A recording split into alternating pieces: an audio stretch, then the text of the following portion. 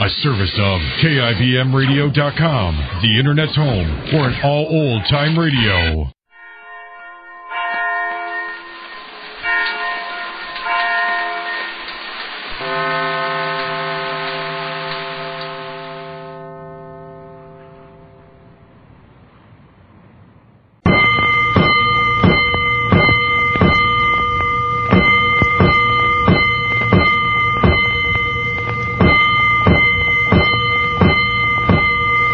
Bells. Stand by all stations. Attention, all districts. A 5-alarm fire. 5 bells. Move in immediately. That's it. Let's roll. Let's go. Firefighters.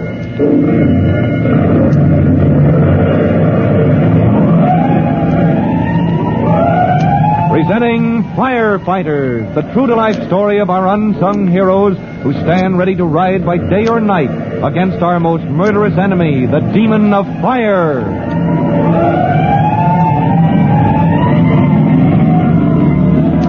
In just a minute, we'll listen in on an important secret conference in which Chief Cody and Tim Collins, rookie firemen, make plans to put an end to the dangerous outbreak of grass fires in the Green Hills district.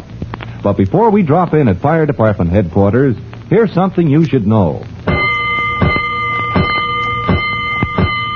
Let's go, firefighters.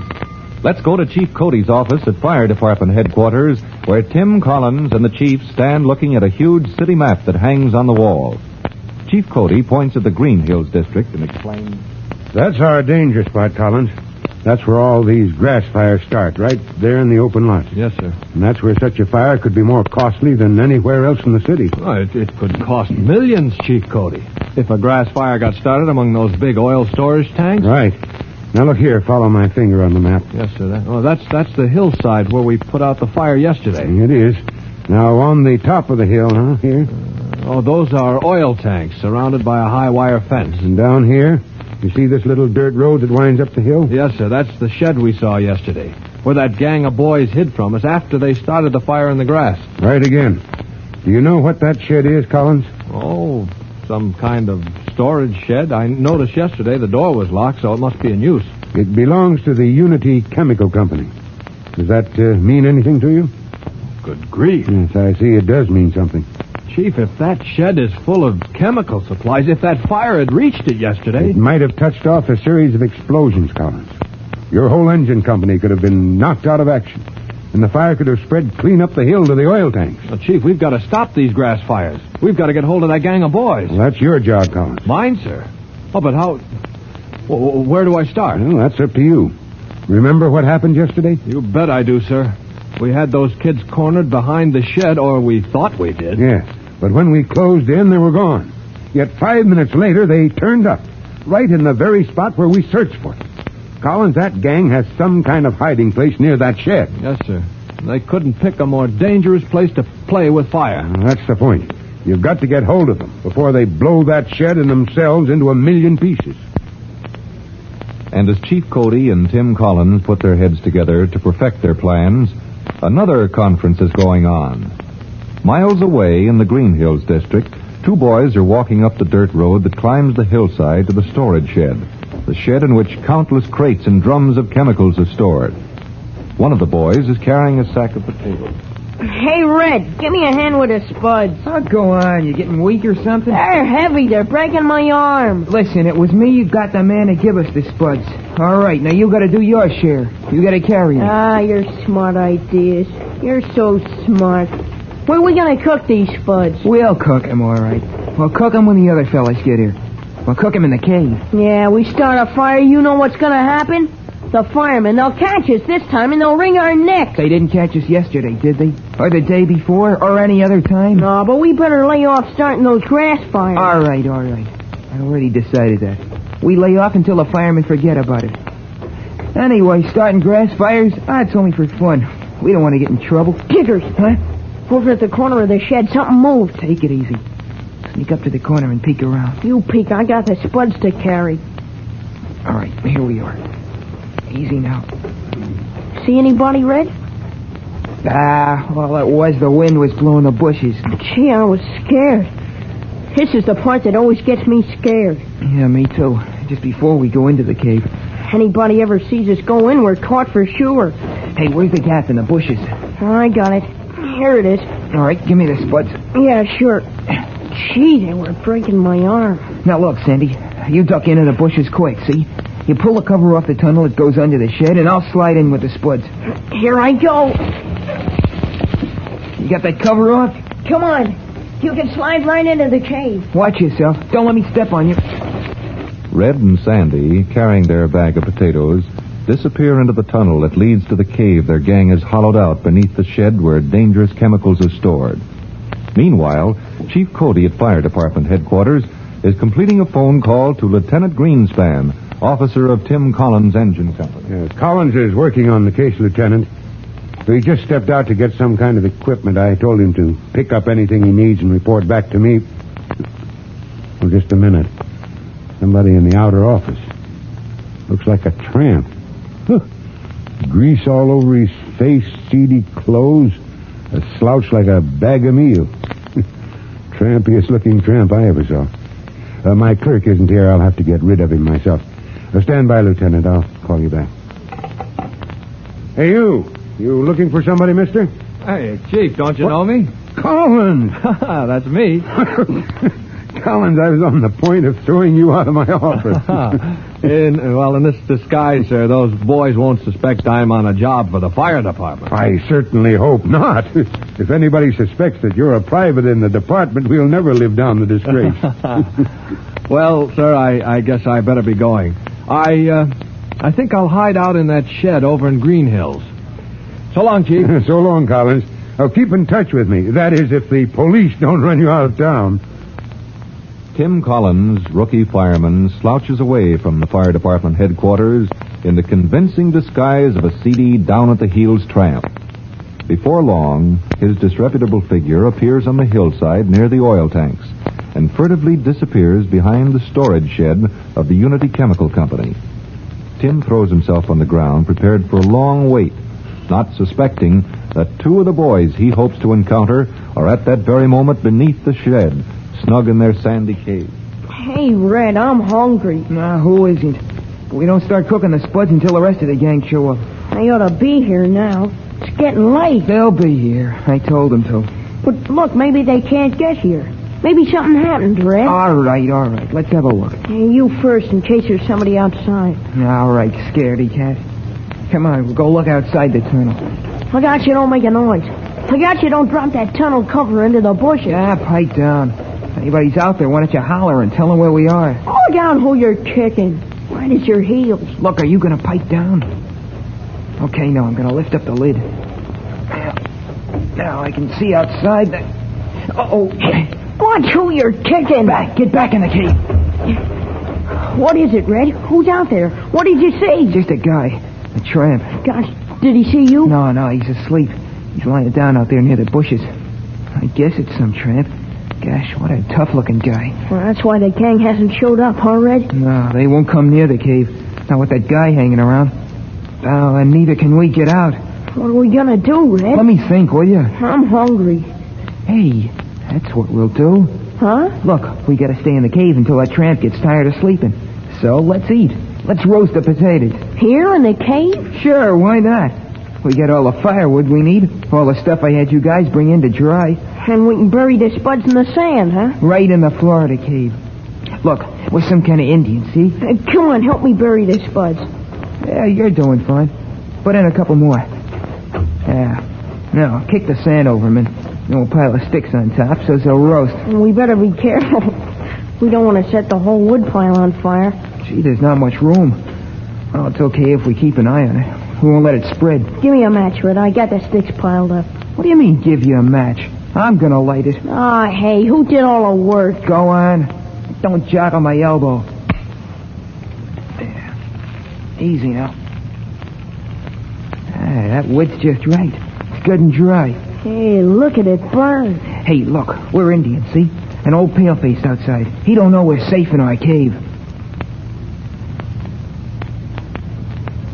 But how safe are the boys in their sandy cave with a blazing fire of twigs and dry wood beneath the floor of a shed stocked with tons of dangerous chemicals? Outside the mouth of the tunnel that leads to the cave, Tim Collins abruptly springs to his feet. Where's that smoke coming from it? Oh, good grief, it's in those bushes. Maybe I can stamp it out. No flame, but plenty of smoke. Uh-oh, there's a fire beneath the shed. Help! Hey, mister, pull me out! Oh, good grief, where'd you kids come from? Or give me your hand. Anybody else down that hole? Only me. Never mind, mister, I can make it. I'm out. Jigger, Fred, run for home! No, not so fast, not so fast. Now stick around. I want to talk to you two. And Tim Collins, rookie fireman, has a firm grip on both Red and Sandy, members of the gang that has been setting a series of grass fires. But there's no time to go into that now because clouds of smoke gush from the tunnel that burrows beneath the shed where dangerous chemicals are stored. To forestall a violent explosion, Tim Collins must move fast. Be sure to listen to our next true-to-life episode of The Firefighters. In just a moment, Chief Bob Cody will tell you boys and girls how you can help the firefighters in your own town. But first, here's the message you ought to hear. And now, Chief Bob Cody with a special notice for the Firefighters Brigade. Chief Cody. Hello, boys and girls. This is Chief Cody speaking. And I'd like you to check up on a certain fire hazard around your neighborhood. You know how careless people get about throwing things away. Candy wrappers, newspapers, all kinds of rubbish get tossed into the street. Well, when the wind blows, it piles this rubbish into corners or tucks it into places where it's hard to get at, except for fire. Yes, a match or spark of some kind finds that rubbish all right, and then there's trouble. All right, so I want you to do your share. Don't toss rubbish like that into the street. Well, that's all for now. You'll be hearing from me. Fire Chief Cody and the young rookie fireman Tim Collins will be back on the same station the next time you hear... That's it. Let's roll. Let's go, Firefighters.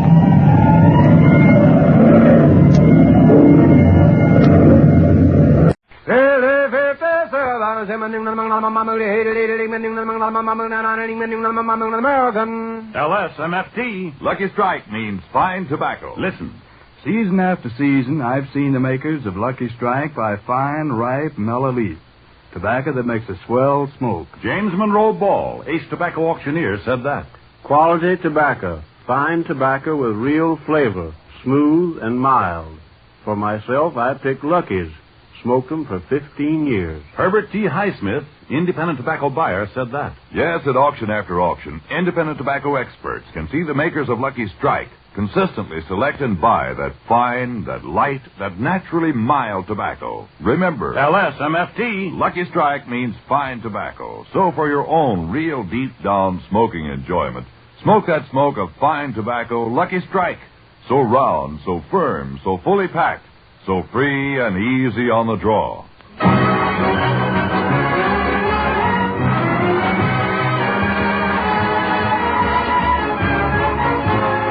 Broadcasting from San Francisco, the Lucky Strike program, starring Jack Benny, with Mary Livingston, Rochester, Dennis Day, Phil Harris's orchestra, and yours truly, Don Wilson.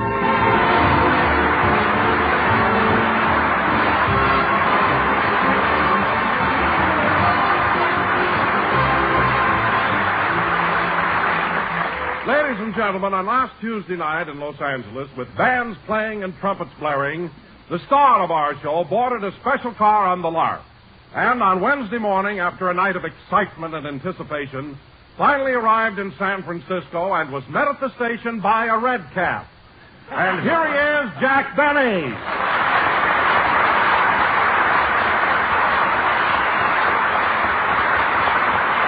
Thank you.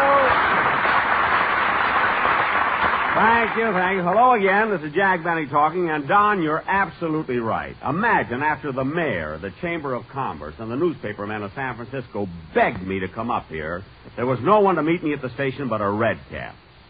I was so mad I carried my own bag. And I'm going to stay mad till I get back on the train. Well, anyway, Jack, even though you didn't get a reception at the station, at least you had the honor of coming to San Francisco in a private car. Well, Don, it wasn't exactly a private car. It was more like a... Drawing room? Well, it wasn't exactly a drawing room. It was more like a... Compartment? What's a compartment? Well, a compartment has an upper and lower berth in it and a chair. A chair? No, this wasn't a compartment. Forget about it, Don. By the way, how did you come up here? Oh, I came up on the TWA bus. The TWA bus? Don, the TWA is an airliner. It flies. Not when I'm on it.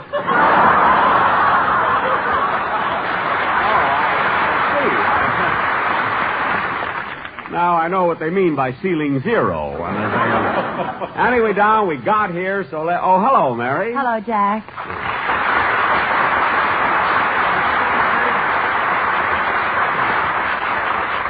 Mary, I don't know what's come over me, but I've never seen you look so pretty before. Your complexion so clear, your cheeks so rosy. Did you get on your new makeup? No, you've got on your new glasses. Oh, yes. And Mary, I had these glasses made especially for San Francisco.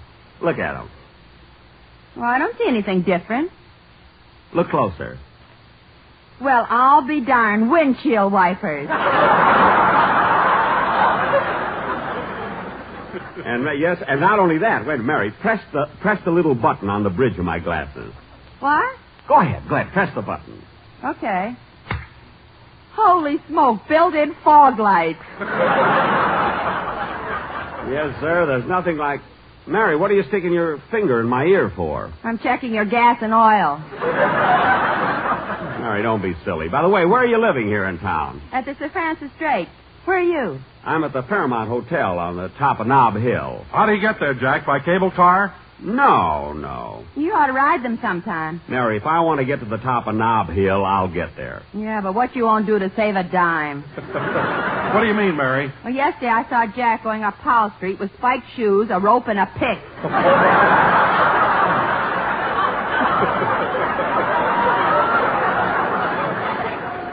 Well, I made it, didn't I?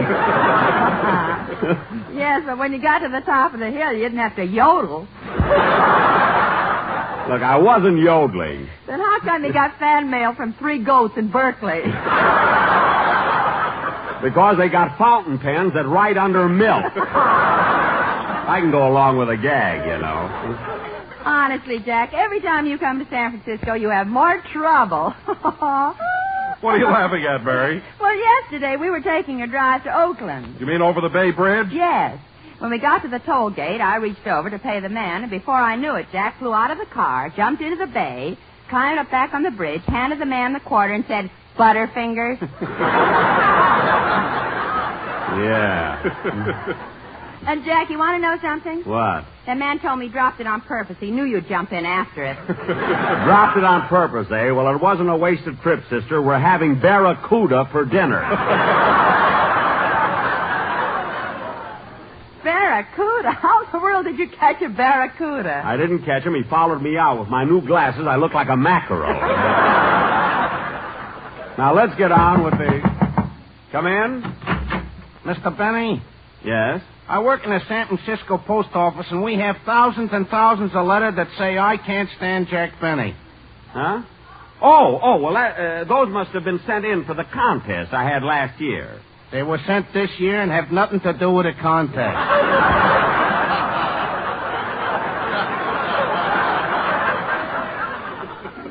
Well, I'll pick them up before I leave San Francisco. I wish you'd hurry. One of them is ticking.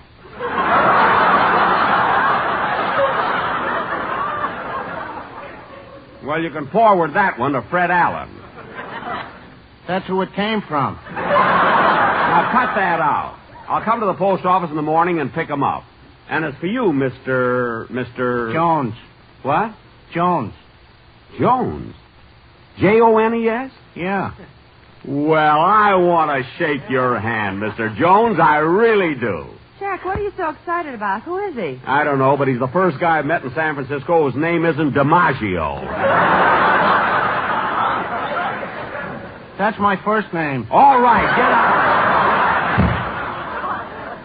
I had a fall for a thing like that. Well, Jack, it's just as I told you. Every time you come to San Francisco, you have trouble. Mary, I don't have any trouble. People love me here. You should have seen the crowd that turned out for the newspaper men's frolic last night. And, Jack, didn't you and Bob Hope do an act together on the Damon Runyon Memorial Fund benefit last Thursday? Yes, we did, Don. In fact, I was one of the masters of ceremonies, and I introduced Bob. Gee, I like Hope. He's so glib and he talks so fast. You're telling me.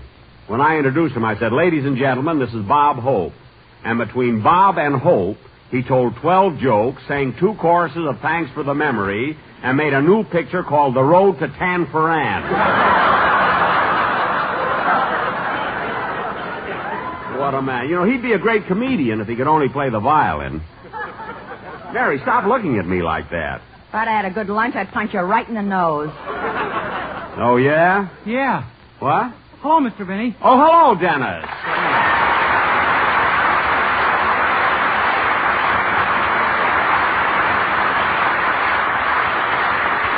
Well, Dennis, I haven't had a chance to talk to you since you got in town. Where are you living here? Oh, I've got a wonderful suite with 16 bathrooms. A suite with 16 bathrooms? Where? In the basement of the Fairmont Hotel. Oh, well, are you comfortable there? Yes, but I can never get to sleep. Why not? All night long, a man with a whisk broom keeps brushing me off. Oh. Too bad, Dennis. It was such a good line, too. And you know what, Mr. Benny? What? Going without sleep has made me lose an awful lot of weight. What do you mean, kid? Well, this morning I weighed myself 4 times and the arrow always pointed to 0. What? I don't weigh anything. No, there's something wrong, Dennis. Maybe after you put in your penny, you wiggle around too much when you stand on the scale. Oh, stand on it. Yes, you have to stand on it. Now, come on, Dennis. Everybody's here anxious to hear you sing, so let's have your song. Okay. Oh, Mr. Benny, you know when I put my penny in the weighing machine, a card came out with my picture on it. Your picture? Yeah, and guess who I look like?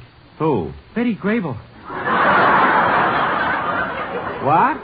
I can't understand what Harry James sees in me. I can't either. Go ahead and sing, will you, kid? Go ahead.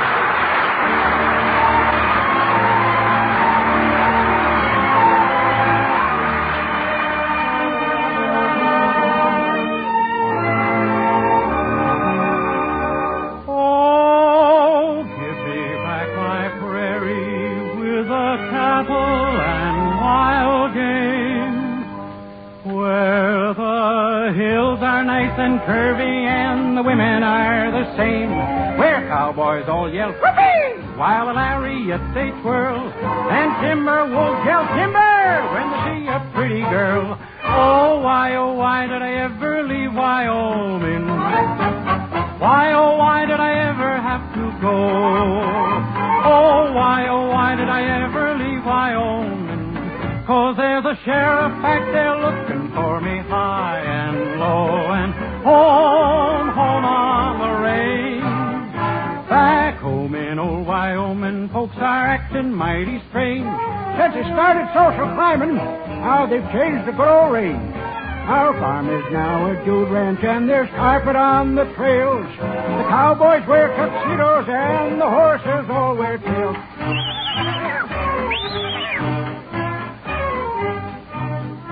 My Uncle Max in Cheyenne claims he's honest as the sun. He worked 6 years in a bathhouse and he never took A1. The sheriff finally got him and no more will Uncle roam. They caught him working in a bank and taking samples home. Oh why did I ever leave Wyoming? Why did I ever have to go? Oh why did I ever leave Wyoming? 'Cause there's a sheriff back there looking for me high and low, and high and low, and high on the road to Mandalay. Whoops, sorry. That baritone must have picked the key. Oh, from old Wyoming I will never roam.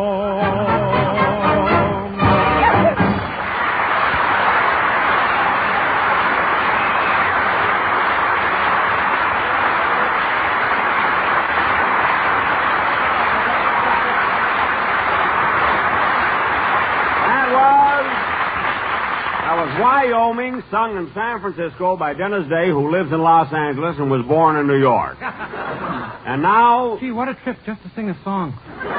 Yes, a trip. Say, Dennis. Dennis, we looked for you on the train. Why didn't you come up with us from Los Angeles? Well, I had to wait a couple of days because my mother and father wanted to come. I thought I'd treat them to a little vacation. Oh, did you drive up in your car? No, we took the night train. Mother slept in the lower berth, and my father and I shared the upper. You and your father in an upper berth? That must have been awful. Well, we wouldn't have minded that so much, but our dog wouldn't get off the pillow. Oh, your dog was in there, too? Yeah, she sure picked a fine time to have pups.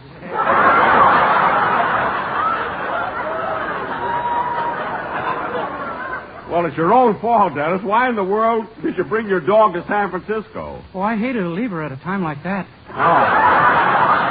Well, it's nice of you to be so considerate, and congratulations, by the way. And now, kids, if you'll all sit down and be quiet, I got a surprise for you. Ladies and gentlemen, we have as our guest star tonight a very fine actress who, because of her great performance on the screen, was recently nominated for the Academy Award. Here she is, Miss Jane Wyman.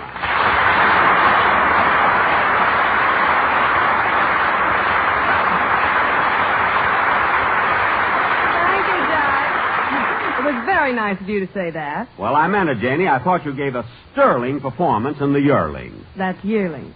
Oh, yes. I thought you gave a sterling performance in The Yearling. I mean, sterling.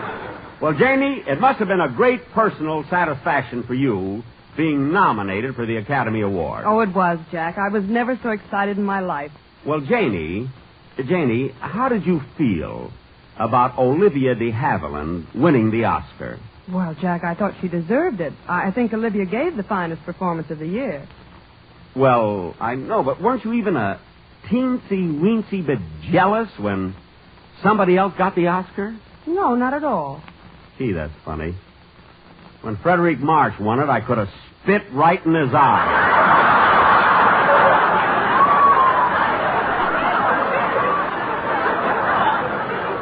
I was furious. But, Jack, you had no right to be jealous of Frederick March. You didn't even make a picture last year. I know, but I made one 3 years ago, and people still remember it. There's an answer to that, but I think my mother might be listening. I see what you mean. At least, Janie, you were nominated, and there's always another chance. Who do you think will be nominated next year? Tom Dewey.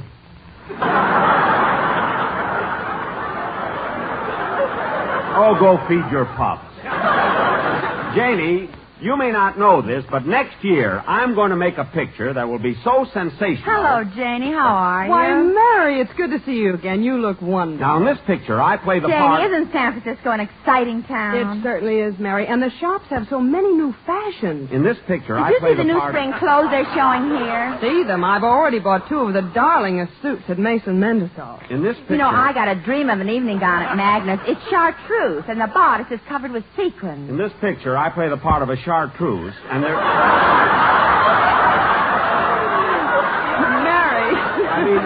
I mean, there's a scene where Mary, you know, they have the most gorgeous things in the lingerie shop at Roos Brothers. Real 2-way stretches and everything. Now, look, girl. And I picked up some of the cutest hats at Rent-A-Hut. Wait a minute. Oh, and you should see the suede alligator shoes I got at O'Connor and Moffat. Wait a minute. And, you know, they have silk 2-piece bathing suits that are strapless and backward.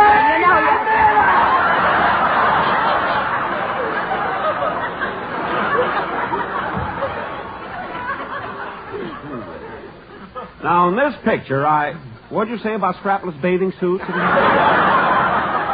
Nothing. And you should be ashamed of yourself talking about your own pictures when you have a star like Jane Wyman. Well, I congratulated her, Mary. I told her she was wonderful in The Yearling, didn't I, Janie? Yes, you did. And the technicolor and scenery in the picture were the most gorgeous I've ever seen. Where did they shoot the picture? In Hollywood? No, it was filmed in, you should excuse the expression, Florida. Well, you certainly gave a great performance. And I also think that Gregory Peck should have won something for running around on all fours and jumping over logs and leaping over fences. Jack, that was the deer. Oh. Well, I thought he was kind of cute, too, but... No. Gregory Peck was the man with the straw hat. Oh, well, I saw the picture before I got my new glasses, you see. I sat so far back, the third row, too. Janie, I haven't had a chance to see the picture yet. What was the story about? Well, Gregory Peck and I were running a little farm, and we were face to face with poverty. We'd worked 18 to 20 hours a day and year after year of back-breaking labor, and we didn't have a penny to show for our toil. Gee, I wonder where they got an idea like that. Oh, Rochester gave it to them.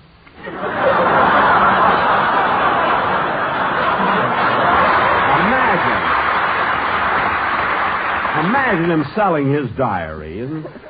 What were some of the things you and Gregory Peck raised on the farm? Well, there were potatoes, yams, cotton, and our best crop was tobacco. Well, it took a long time, but you finally got around to me. Oh, you're Don Wilson, aren't you? Yes, ma'am. Don Wilson, in the flab. Look, Don, we were just discussing...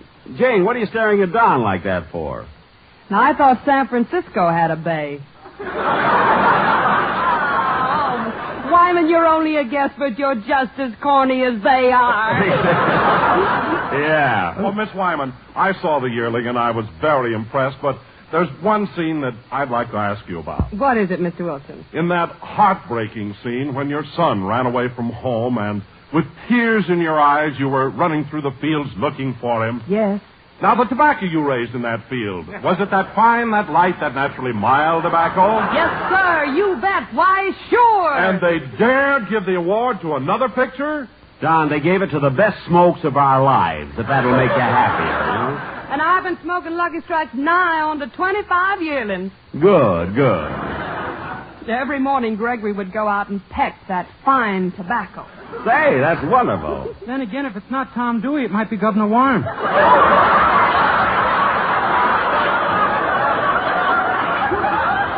What? And when Gregory pecked that fine tobacco, it was made into Lucky Strikes that are so round, so firm, so fully packed. Don. So free and easy on the draw. Don.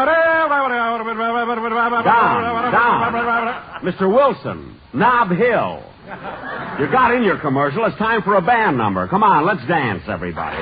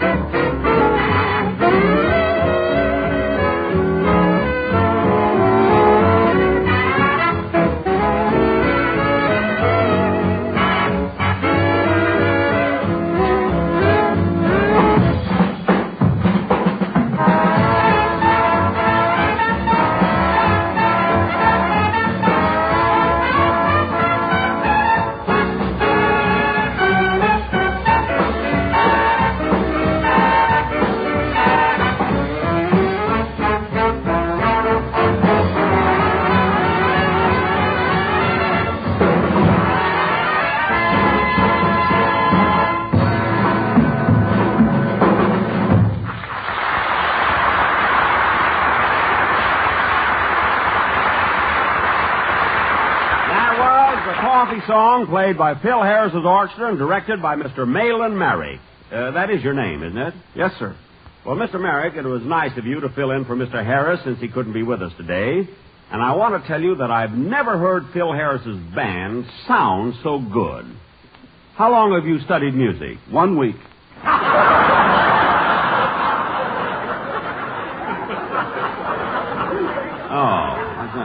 Well, what made you decide so recently that you wanted to lead an orchestra? Well, I'm a conductor on a cable car, and I don't know how long they're going to last.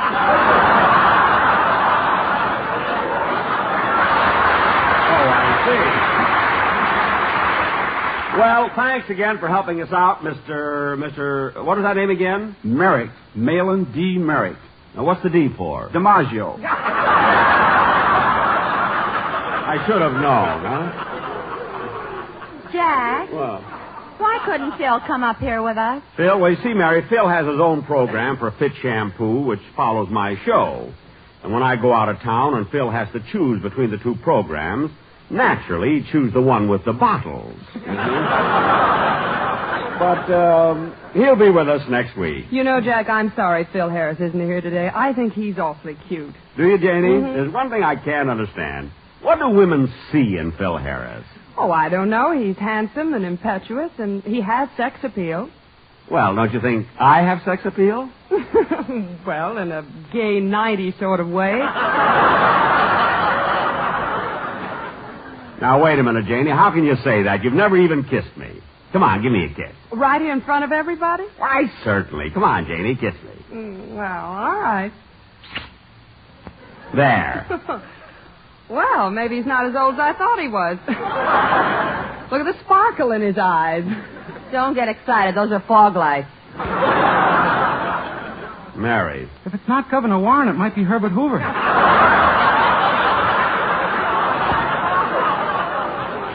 What? Don't you read the papers? Oh, quiet. Jack hasn't read anything since Monday except Newsweek because his picture's on the cover. You said it. And if I do say so myself, I look pretty good. Go on. I've sent out laundry that looked better than that. Mary, you're just jealous because Newsweek magazine didn't put your... Come in. Hello, Mr. Benny. Pardon the intrusion. Well, Mr. Kitzel.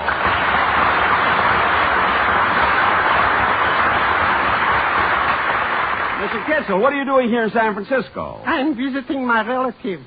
Oh, you have relatives here? Yes, my brother owns a hotel. Here in town, eh? What's the name of it? The Sir Francis Kitzel. Sir Francis Kitzel? Yes, and I have an uncle who's got a restaurant in Chinatown. A restaurant in Chinatown? What's the name of it? Ling Ting Fui. Fui? You should eat there sometime. Well, maybe we'll go over after the show tonight. Does he serve yakka mein, chow mein, and chop suey? With a noodle in the middle and a herring on top. Oh. He also serves corned beef and cabbage. Your uncle serves corned beef and cabbage? That's an Irish dish. He's very friendly. Oh, well, Mr. Kitzel, it's nice that you have so many relatives here. Oh, yes, and I also got a cousin on Fisherman's Wharf. What's his name? DiMaggio. Well, look, which one of the DiMaggios your cousin, Joe, Vincent, or Dominic? Morris. Yes. You know, he plays baseball with the San Francisco Schlemiels.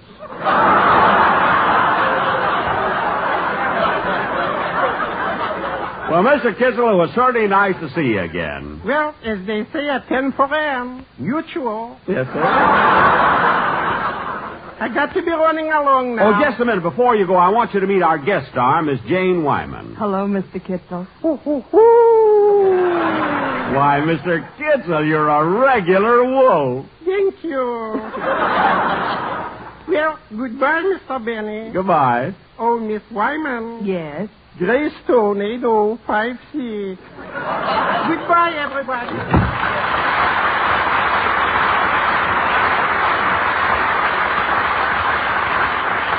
Hey, isn't he a cute guy, Janie? Well, Janie, we certainly had an exciting week up here, didn't we? We certainly did, Jack. And I want to thank you very much for being on my program and also for appearing at the newspaper frolics last night. Oh, it was lots of fun, and I always enjoy coming to San Francisco. Me too. Herbert Hoover lives in Palo Alto. I know. Dennis, why don't you pay attention to what we're...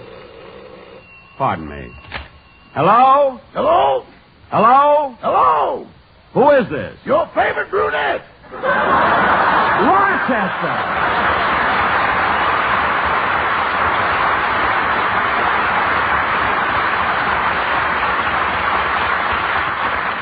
Rochester, where are you? I'm in Sausalito.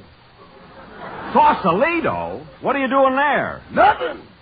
Nothing? That's the main industry here. What? They've got so much of it, they export it. Oh, you mean things are kind of quiet over there? Quiet? Over here, they think no apprentice is a blabbermouth. Now, wait a minute, Rochester. I didn't give you permission to go over there. I know, boss, but I had a couple of spare hours on my hands. Uh-huh. And I was, kind of lonesome. Yeah? And then I remembered I knew a girl over here. Yeah? And it's spring now, boss. Spring! All right, so what happened? The main industry, nothing.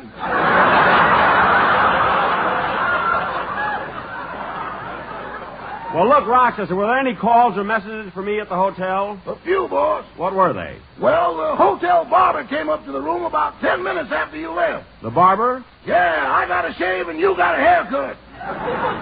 Rochester, how could he give me a haircut when I wasn't even... Oh, well...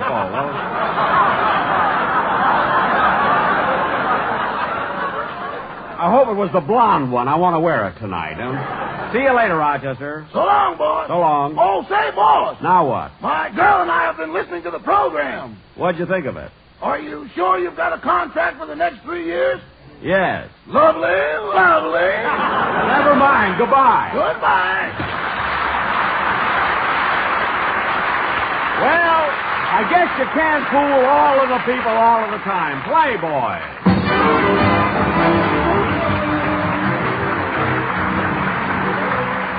Ladies and gentlemen, the 1947 Easter Seal campaign is on. Crippled children can become useful citizens if we give them the help they need while they are young and growing, such as clinical care, schooling, camping, vocational guidance, and finally a job. We can help them best by buying our share of Easter Seals today. Thank you. Jack will be back in just a minute, but first, here is Basil Rysdale. As you listen to the chant of the tobacco auctioneer, remember, LSMFT.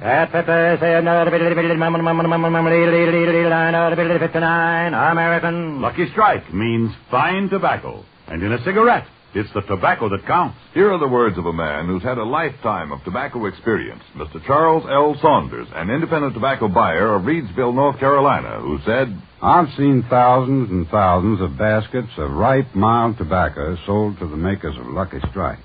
Tobacco that's really fine. So for a grand smoke, I picked Lucky's. Smoked them for 21 years. Independent tobacco experts like Mr. Saunders speak from their own experience. For they can see the makers of Lucky Strike consistently select and buy that fine, that light, that naturally mild tobacco. Fine, light, naturally mild tobacco. Real Lucky Strike tobacco. Yes. LSMFT. Lucky Strike means fine tobacco. First, last, always. LSMFT. Lucky Strike means fine tobacco. And fine tobacco means real deep-down smoking enjoyment for you. So smoke that smoke of fine tobacco, Lucky Strike. So round, so firm, so fully packed, so free and easy on the draw. Ladies and gentlemen, I want to thank everybody here in San Francisco for being so nice to us. Also, Janie Wyman, who appeared on the program through the courtesy of Warner Brothers, who are the producers of that new picture, Cheyenne. Be sure to listen in next Sunday when we will have as our guests Mr. Samuel Goldwyn and Hoagie Carmichael. What about Herbert Hoover? Dennis! Good night, folks. This is NBC, the national broadcasting company.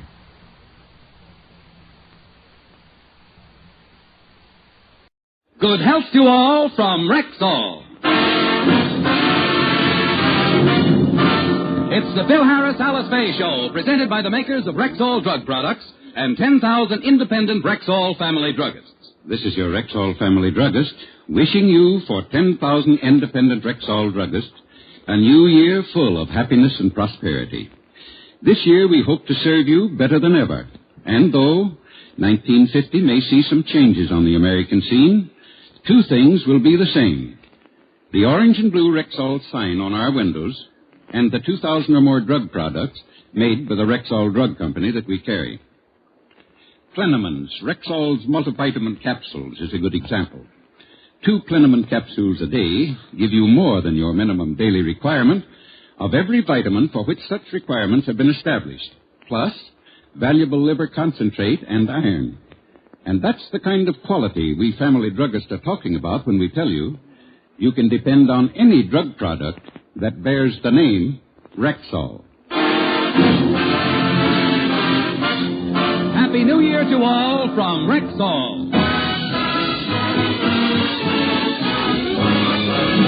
And now your Rexall Family Druggist brings you the Phil Harris Alice Faye Show. Written by Ray Singer and Dick Chevrolet, with Elliot Lewis, Walter Tetley, Robert North, Janine Roos, Ann Whitfield, Walter Sharp in his music, yours truly, Bill Foreman, and starring Alice Faye and Phil Harris.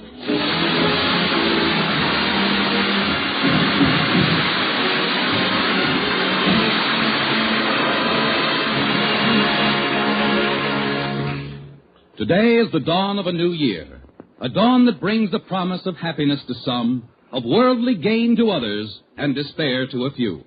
At least that's the way it affects the members of the Harris household. Alice looks forward to it with happiness. I have a lot to look forward to this year. I'm a lucky girl to have 2 beautiful children and a husband to match. Brother William's thoughts run along another line on this New Year's morning. 1950. 1 year closer to the time my war bonds mature.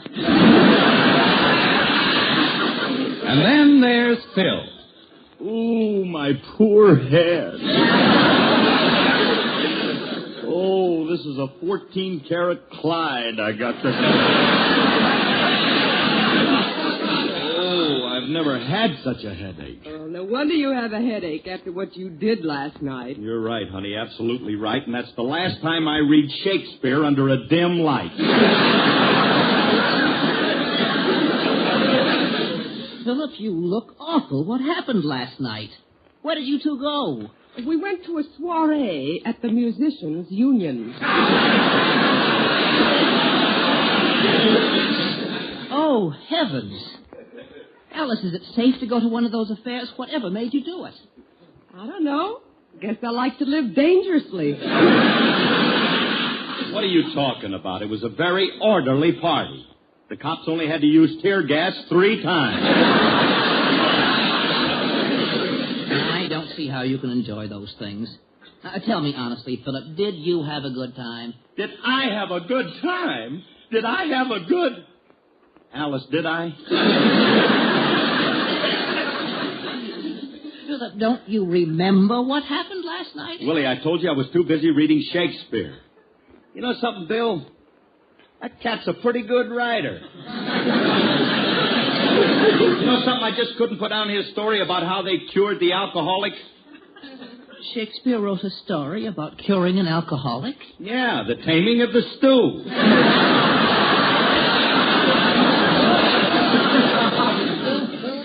Oh, no. Alice, there's a bus leaving for Reno in 15 minutes. Get on it, please.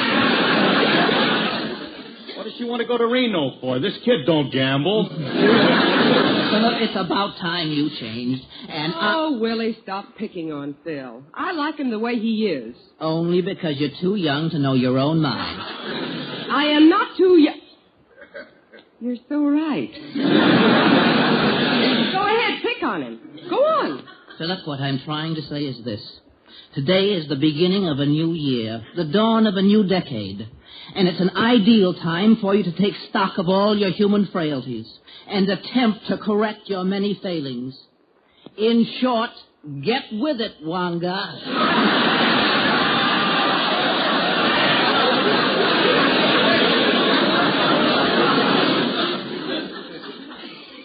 Oh, this kid's got too much time on his hands.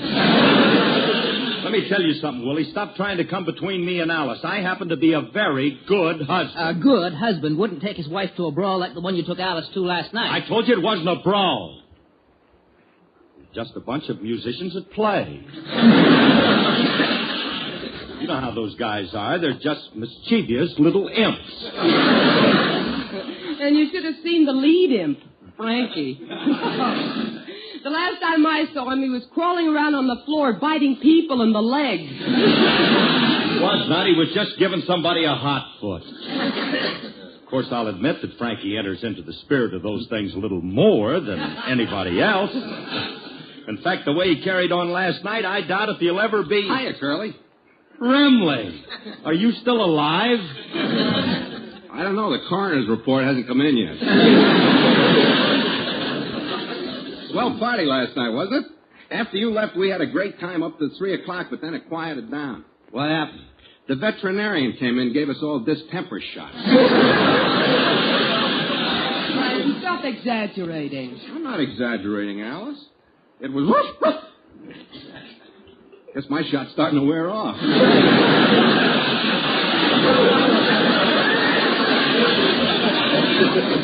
Why, that must have been the wildest affair you musicians ever had.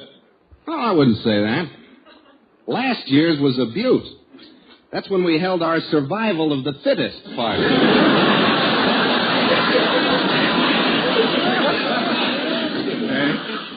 You remember that affair, Curly? Yeah. I lost the whole brass section at that one.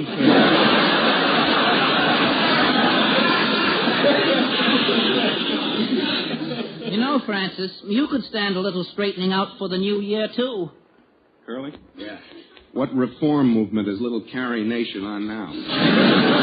Eyes on my neck. He wants me to change my ways. Faultless little me. He thinks I need improvement. Isn't that ridiculous? No. You're not perfect, you know. Well, my fans think I am. I have universal appeal, and I'm loved by all three sexes, men, women, and children. Well, I get thousands of letters every week. Oh, by the way, Curly, I just came from NBC, and I brought your fan mail for this week. Here it is. One postcard. One lousy postcard? Go ahead and read it to us, Philip. I'm anxious to find out how your multitude of fans feels about you. All right, smart guy. I'll read it, and I'll guarantee it's full of raves. Listen to this. Dear Mr. Harris, I have followed your career in radio for many years, and I think that you're the most scintillating personality to hit the airwaves since Lucy Monroe.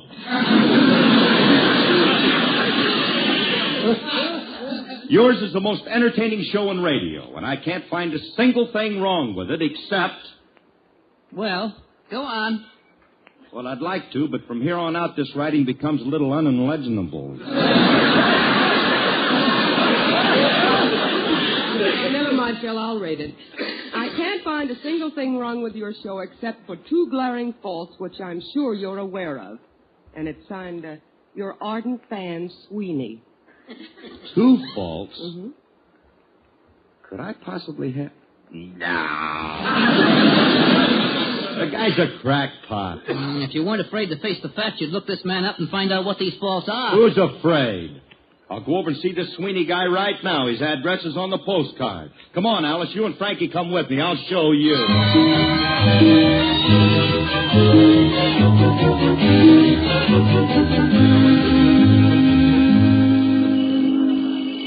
What this guy Sweeney looks like. Well, if he's home, we'll soon find out. Well, his talk sounded like he's a very intelligent person.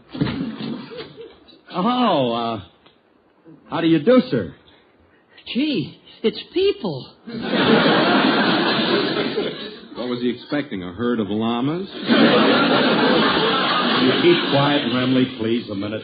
Mr. Sweeney, I received a fan letter from you, and I came to talk to you about it. You see, my name is, Phil Harris. Phil Harris? You mean the Phil Harris? My favorite radio star? The greatest personality in the history of show business? The one and only... Oh, Mr. Sweeney, don't Let this boy talk.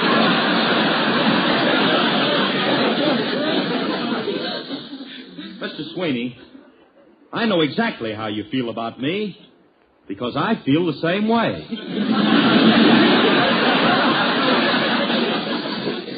Gee, to think that Phil Harris would come to my little house.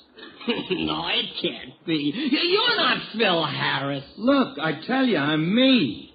Now, what do I have to do to prove that I'm Phil Harris? Why don't you stagger for him a little?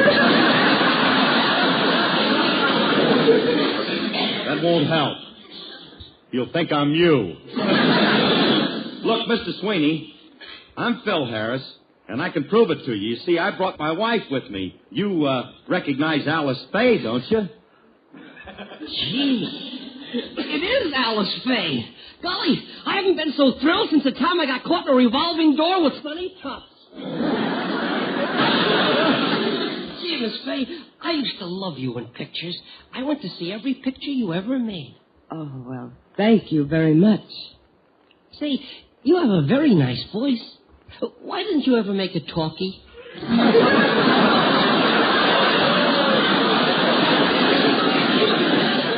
One more crack like that and I'll have Frankie bite you in the leg. I made talking pictures. Oh, I'm sorry. You got me so flustered, I don't know what I'm saying.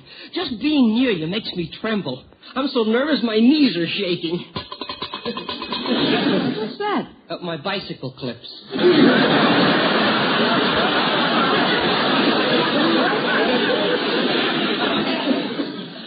Bicycle clips.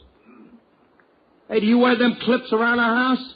Yes, I do it to prevent catching cold. How you like that? That science is wonderful, ain't it, Remley? Yeah. Gee whiz, first antihistamine and now bicycle clips. What will they think of next? I must be dense. Hey, Sweeney. How do bicycle clips prevent you from catching cold? Well, the house is very drafty, and they stop the cold air from blowing up my trouser legs. Yeah. But let's not stand in the doorway. Won't you please come in? Oh, thank you. Sit down. Can I get you something to drink? I have some delicious dandelion wine. Made it myself. Curly, I'm getting out Wait of a here. minute, wait. Or if you'd rather have some grape wine, I think I have a little left. I used to make that myself, too, but I had to give it up. Why? Do you see these purple slippers on my feet? What about them? They're not slippers. I'm ready to go with you. So long, Sweeney. Now, wait, Bill, wait. Mr. Sweeney, in your card to Mr. Harris, you said there were 2 things you didn't like about his program. Do you mind telling us what they are? Well, I hesitate to mention it, but as long as you ask me, there are 2 things I don't like about this show. What are they? Your singing and Frank Remley. Just a minute, please. Mr. Harris, it's very incongruous that a man of your intelligence and breeding would associate with such a low character as Remley. True. He is beneath me. But what is your objection to my voice, Sweeney? Oh, I have no objection to your voice. I love it. I just object to the way it's being wasted. Wasted? Yes. Your voice is far too good to be thrown away on the type of song you sing. You're great when you sing things like Old Master Painter. You have all the natural attributes of a concert singer. Ah, Sweeney, don't be ridiculous. I ain't never going to... Concert singer, huh?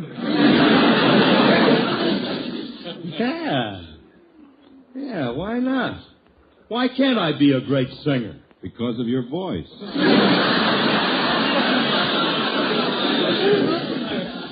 Does that answer your question? I don't know. I've been told before that my voice has great qualities. Mr. Sweeney, may I tell you that I am deeply indebted to you. That's all right. It's been a pleasure having you people in my little house. Miss Faye, it's been so wonderful meeting you. I want to give you one of these as a little memento to sort of remember me by. Just what I needed, a bicycle clip. Thanks, Mr. Sweeney, but I couldn't accept it. Why? Is it too personal? No, but I wouldn't want you walking around with a cold in one leg. Hey, Sweeney, I want to thank you again for your very constructive criticism. And look, I want you to drop over to our house and see us sometime. Drop in any time at all, huh? Thanks. Come on, Alice, Frankie, let's go. Come on. Let's not waste any time. Let's get in the car. Alice, which way is the Philharmonic Auditorium? Heaven's sake, Phil, surely you're not going to take this seriously. Why not? Sweeney's my public, and if my public wants me to be a concert singer, I owe it to them. Just because Sweeney tells you. Well, why not? Anybody can see he's a very intelligent man. Oh, yeah, the bicycle clips prove that. Guy's a genius with purple feet. Honey, before you go ahead with this and make a fool of yourself, do me one favor. Get the opinion of a professional voice coach. If he thinks you have a good voice, I won't stop All you. right, all right. If it'll make you happy, I'll call a voice coach and I'll have him come over to the house and listen to me. Oh, I can see the expression on his face as I raise my voice thusly. Stand back, Alice. Your bull is about to bellow.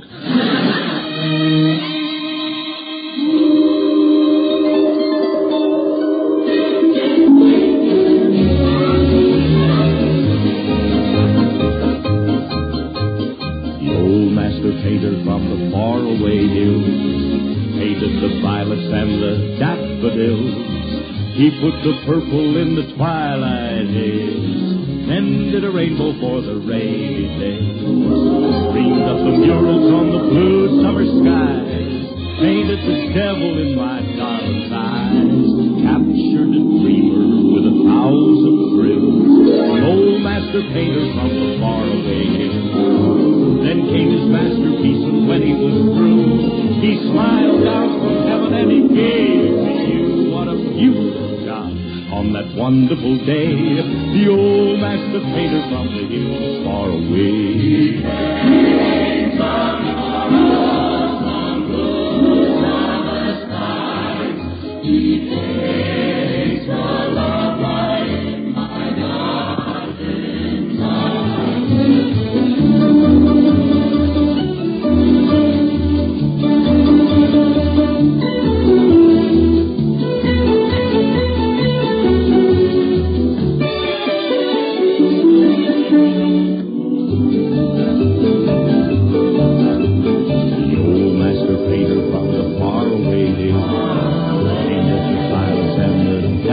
He puts a purple in the twilight haze, ended a rainbow for a rainy day.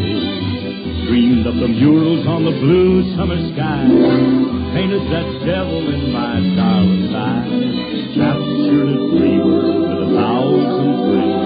The old master painter from the faraway hills. Then came his masterpiece, and when he was through, he smiled down from heaven and he gave me you. What a beautiful job on that wonderful day. The old master painter from the hills far away, far away, far away.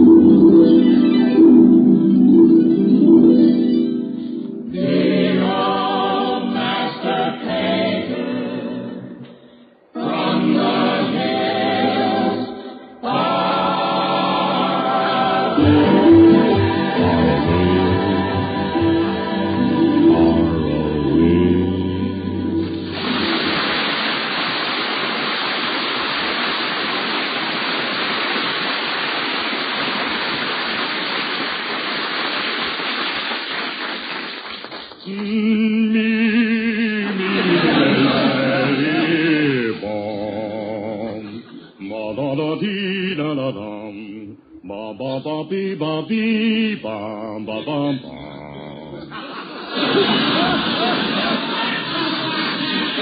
Well, my B-flat scale is in perfect shape. Say, Alice, what time is that voice coach coming over? He'll be here any minute. Now, look, Phil. I called John Crown. He's one of the finest voice coaches in the country. And he's coming over here to tell you have a bad voice, so please listen to him. Okay, I'm going to be... What do you mean he's coming over here to tell me I have a bad voice? You have the bad voice. He hasn't heard me yet. Nobody can tell I got a bad voice until they hear me. What's bad voice? Oh, honey. Phil, I don't mean you have a bad voice, but it isn't of concert quality, believe me. The very thought of you trying it worries me. Well, there's no need for you to worry. Just because it's the end of the Phil Harris Alice Faye show. Now, when I start my new program, What new program?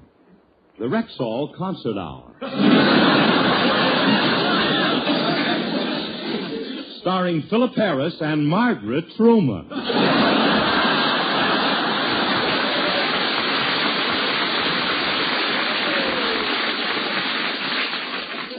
Oh, Miss Truman is going to take my place, huh? But don't you fret, Alicia. Don't you fret, because I'll manage to find a place for you as third soprano in the choir. Or if you prefer to take up the bassoon, I think I have a bassoon that'll fit you.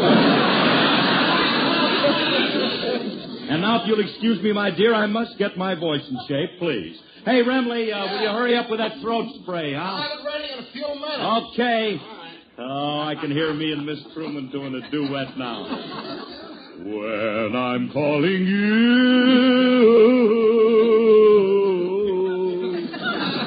will you answer too? That means I offer my love to you, If you refuse me, I shall be below and waiting. Hold that, wait a minute. I work alone, Julius. The name is Nelson. Shall we continue, Jeanette?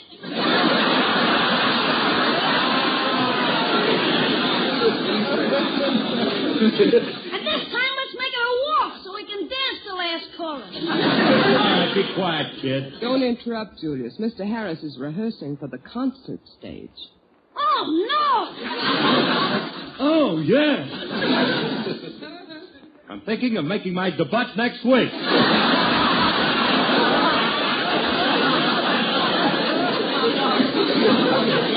Or maybe I'll make my debut in a fortnight. 9 days. At the Philharmonic Auditorium, if you please, and I'll be a sensation. No doubt. I guarantee you set a new record for the auditorium. I wouldn't be a bit surprised. Hey, what's the record at the auditorium now? The last time I was there, the sign said the place could be emptied in 5 minutes, but I bet you cut it in half. Never mind, you little can stacker. I happen to have a very fine voice. All my voice needs is somebody to train it. I know just the guy. Whoa. Frank Buck.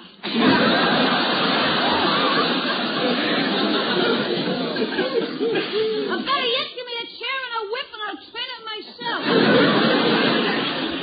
Let me tell you something, wise guy. Now, if you insist on hanging around here, you better make yourself useful. Now, go in the kitchen and see what's taking Remley so long with my throat spray. I got to get my voice warmed up. Come in the kitchen. We'll hold it over the gas. Oh, I got to prevent this. I can't let him do this to music lovers. Hiya, Mr. Remley. Oh, hi, kid. Hey, Mr. Remley, I just heard the bad news about Mr. Harris going in for concert singing. Yeah, ain't it awful? But don't worry, Julius. I'm going to save my pal from making a fool of himself. When that voice coach gets here, Curly won't be able to open his mouth. How do you know? I'm mixing the throat spray. Oh, allow me to help. Where's the air poison? I don't want to kill him. I just want to slow him down a little. I got the spray almost prepared. All I got to add are these 3 soothing ingredients. What are they? Alum, plaster of Paris, and rubber cement. A splendid concoction. When this stuff hardens, he won't be able to open his yap. Precisely, Doctor. Well, it's all ready. Now all we have to do is spray Curly's throat every time he opens his mouth, and then Hey, Remley, what's taking you so long to get the throat spray ready? It's all prepared, it's all prepared. Open your mouth. Oh, you got it, huh? Okay. Hey, that stuff tastes good. Glad you like it. Here, have one for the road. All right, I've had enough. Now, if you're still able to open your mouth, give him a booster shot, Mr. Remley. Yeah, honey. Oh, Mr. Crown has just arrived. Here he is. Ah, at last, my voice coach is here. Cut it out, Remley. I've had enough, I told you. Mr. Crown, this is my husband, Mr. Harris. How do you do, Mr. Harris? Your wife has told me all about you, and I am very anxious to hear your voice. And I don't blame you, Mr. Crown. You have a great treat in store for you. When I sing on the road to Mandalay, you'll hear what is probably the most gorgeous baritone in this country, but there's never been full voice when I sing on the road to Mandalay. I beg your pardon? I said when I sing on the road to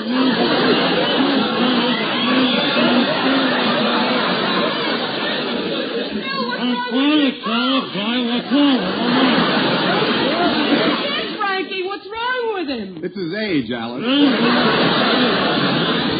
he's got high hardening of the arteries. Please, I can't waste my time, Mr. Harris. I came to hear your voice, so please let me hear it. Curly, stop it now. Sing On the Road to Mandalay for the man.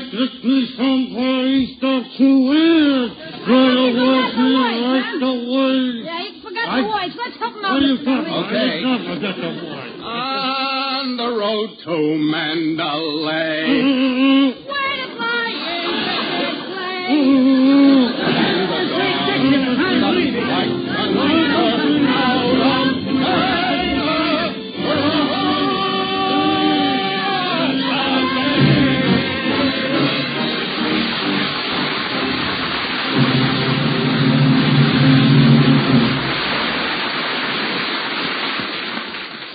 Alice and Phil will be back in just a moment. But first, here's your Rexall family druggist.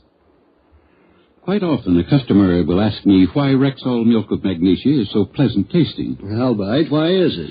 Well, my friend, to begin with, Rexall's men of science use the purest and finest USP chemicals available for the basic ingredients in Rexall milk of magnesia. And then, it's carefully compounded in specially designed equipment which completely mixes and blends these ingredients. Then it goes through an extra process. What do you mean, extra process? Well, it passes through a special piece of equipment that very slowly smooths and churns until the liquid is creamy and fluffy. And to cap it all, before Rexall milk of magnesia is finally bottled, it's filtered twice through 120 mesh silk. No wonder it's pleasant tasting. No wonder it's one of America's most popular antacid laxatives. Yes, the consistent quality of Rexall milk of magnesia is one more reason why 10,000 family druggists tell you you can depend on any drug product that bears the name Rexall. Good health to all from Rexall. And a Happy New Year to everyone and to the biggest little town in the South, Galveston, Texas, where they're having their Oleander Bowl tomorrow, New Year's Day, with two great teams, McMurray College and Missouri Valley College. Good luck down there, and Happy New Year, everybody. Happy New Year, Thanks everybody. for listening to us. Thank you. If you're tormented by a cough these winter days, try Cherasote, Rexall's famous cough remedy. Ruby red, pleasant-tasting Cherasote goes after coughs in two ways. First, it soothes the raw and irritated membranes of your throat and bronchial tubes. Second, it helps loosen your cough. Remember, it's a good idea to see your doctor about a cough that hangs on. Add Rexall Cherasote to your family medicine chest. Ask for it at the store with the orange and blue Rexall sign on the window. And remember, you can depend on any drug product that bears the name Rexall.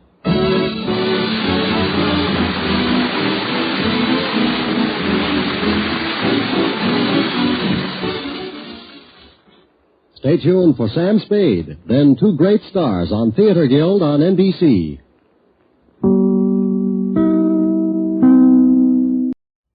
Speaking of radio, the Jack Benny program.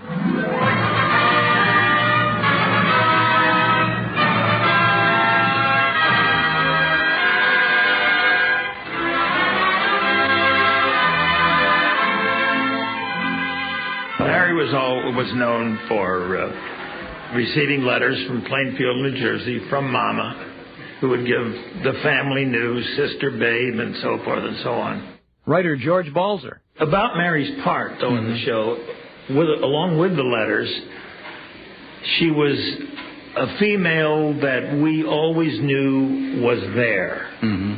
She would play any part that we asked of her, and she wasn't the girlfriend.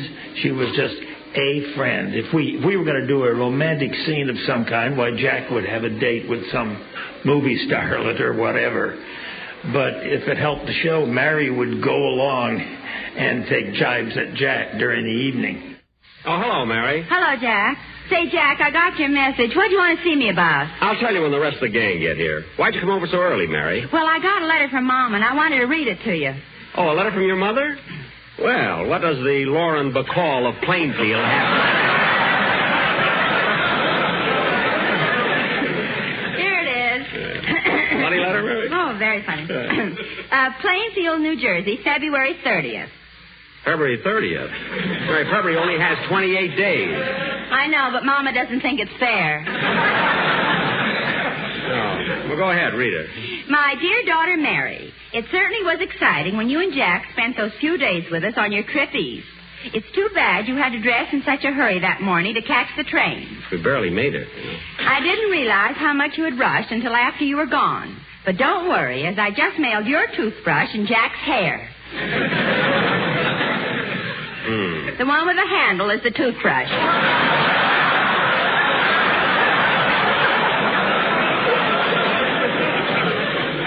No wonder I caught cold in Chicago.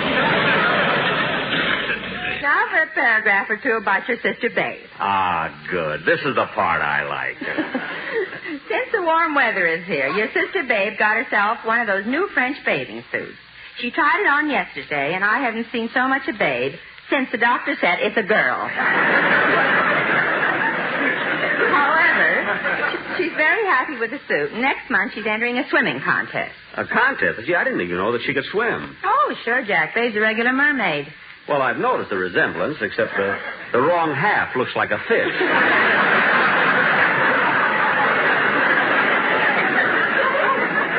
I'm funnier than your mother today. Continue with the letter, Mary. Okay. Mary, dear, you'll be happy to know that Babe is also taking dancing lessons from Arthur Murray. Well. She got a swell deal, too. He teaches her dancing, and she fixes his plumbing. I knew she could do it. And now, in closing, Mary, I have some neighborhood gossip that will really surprise you. Guess who murdered his wife this morning? No other news, love, Mama. And that's how you met Mary? You were in L.A.? Yeah, I was playing at the Orpheum Theater in Los Angeles, and Mary was working across the street at the May Company. Now, let's see. I better go over it again. Ladies and gentlemen, mere words fail to express my deep appreciation for this wonderful gesture. And I thank you from the bottom of my heart. Oh, yes. My goodness, Jack. I'll draw a heart on my cuff. That'll remind me of it. Another thing, Mary, at the end of my speech, I mustn't forget to mention the people who've been associated with me during all these years. Let's see, of course, I'll mention my present cast. You know, Don Wilson, Phil Harris, Dennis Day, and Rochester. And Mary Livingston. Yes, of course. Oh, and don't forget Andy Devine and Schlepperman. That's right, Andy and Schlepp. And then I want to mention Ed Sullivan again. You know, he was the first one that I was on the air for. And then when I first started out on Canada Dry Ginger Ale, there was Ed Thorgerson, George Hicks, George Olson. You remember George Olson? Yes. And Paul Douglas, Ted Weems. And Andrea Marsh. Yeah, Andrea. Of course, Andrea. Then there was a bunch who worked with me on Chevrolet. You remember? There was Frank Black, James Melton, Howard Claney. And then later on in that same series, there was Frank Parker and Aloys Havrilla. And Mary Livingston. Mary, everybody knows that. Let's see, and then when we went on General Tires after that's where Don Wilson joined us. And also Don Bester. And remember those spats he used to wear? Yeah, I bet he still got them on. Now, let's see, where did we go from General Tires? To Jell-O. Oh, yes, good old Jell-O. That was back in 34. And then a little later on, Johnny Green joined us. Gosh, how he used to play the piano. Yeah. Oh, and don't forget Michael Bartlett. That's right, Michael Bartlett. And then Kenny Baker came along. Remember how bashful he was? Yeah, That Kenny was a swell kid. I wonder what program he's on now. He's with Fred Allen, and you know it. Well, anyway, after Kenny, Jimmy Greer and Abe Lyman, they were with us when we traveled. Remember? And let's see. Then Phil Harris joined us. Remember how corny he was in those days? What do you mean in those days? Well, that just about brings us up to date, Mary. Gee, you've worked with a lot of people, haven't you, Jack? Those aren't the only ones, Mary. How about my writers? Bill Morrow and Ed Beloin were writing my programs now. And you remember Harry Kahn that used to write my programs? Yes, How about all the other actors and actresses that appeared from time to time? See, they were all swell, too. Say, it's getting late. I think we better get started. Yeah. You think I look all right, Mary? I wonder if I ought to wear a carnation. Why don't you wear a bachelor button? It'll bring out your big blue eyes. No, I'll just wear this carnation. Well, look who's here. Hello, Joni. Hello, Daddy. Hello, Mommy. Joni, dear, we've got to leave now, so I think you better kiss Mommy and Daddy goodbye. Why, Joni Benny, you're not going to the banquet. Why are you wearing an evening dress? Oh, Daddy, you're so silly. This is a nightgown. Well, I was only kidding. Thinks I'm always silly. Well, goodbye, sweetheart. Goodbye, Daddy. Pull your tails out. Oh, yes. I forgot. You know, Mary,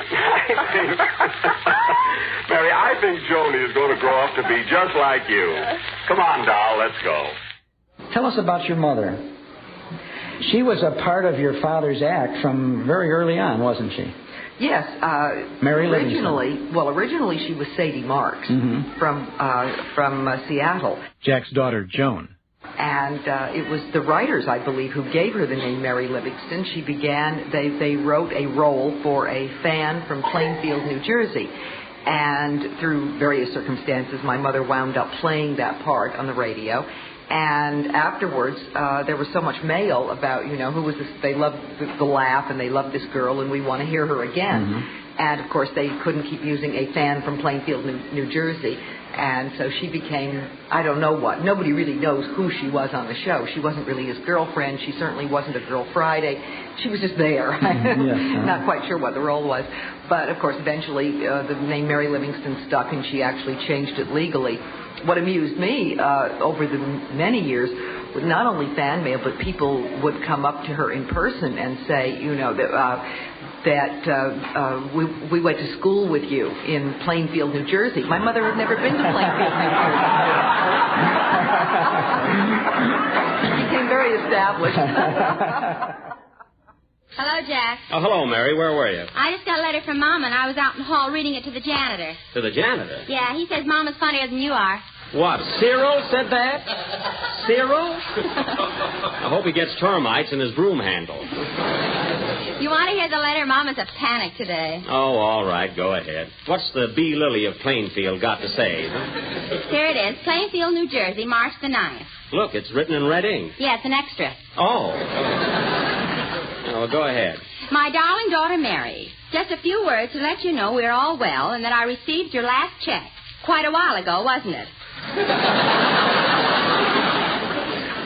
The old gold digger. Go ahead. So sorry you couldn't be here for your sister Ruby's wedding. It was a grand affair. Well, it's about time she got married. When the bridegroom said I do, your father yelled hooray. And I was so embarrassed I stopped applauding. That's typical of your mother. Your sister's husband is a local tree surgeon, and it was love at first sight. Oh. She met him one day when he came to prune your Uncle Otto's wooden leg. Which is budding again. Budding again? Yeah. Last year they got 3 bushels of apples off it. Oh, that's amazing. Continue. Your new brother-in-law is 6 feet tall and has beautiful brown hair, which would look much better without those bangs. Your sister would get somebody like that. Quite. Oh. The happy couple are driving to California on the honeymoon and plan to visit you. So get out of town before it's too late, my dear. Boy, is she corny. I don't think so. Of course not. You're in the groove, too. Go ahead, Mary. Your brother Marvin wants to thank you. Oh, hello, Kenny. Hello, Jack. What's going on? Nothing. Mary's mother's hogging our program again. Go ahead, Mary. Your brother Marvin wants to thank you for the movie camera you sent him on his birthday. He took movies of your cousin Willie last week in our neighbor's chicken coop. Well. It must be quite a picture. They're going to preview it tonight at the police station. What a family. Must close now as there's no other news. Give my love to Don, Kenny, Phil, and that gray-haired weasel you work with.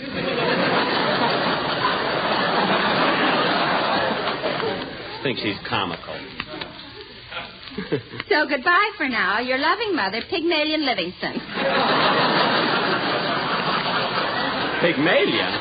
Well, she's topical anyway, huh? P.S. I almost forgot to tell you. When your father read about Hedy Lamarr eloping, he tried to kill himself, but with gin as usual. Well, I'm glad that's over with. I can remember an occasion where we had finished, we were at Jack's house, and we had finished working on a script. Writer George Balzer. And I had quickly looked it over, just for my own benefit.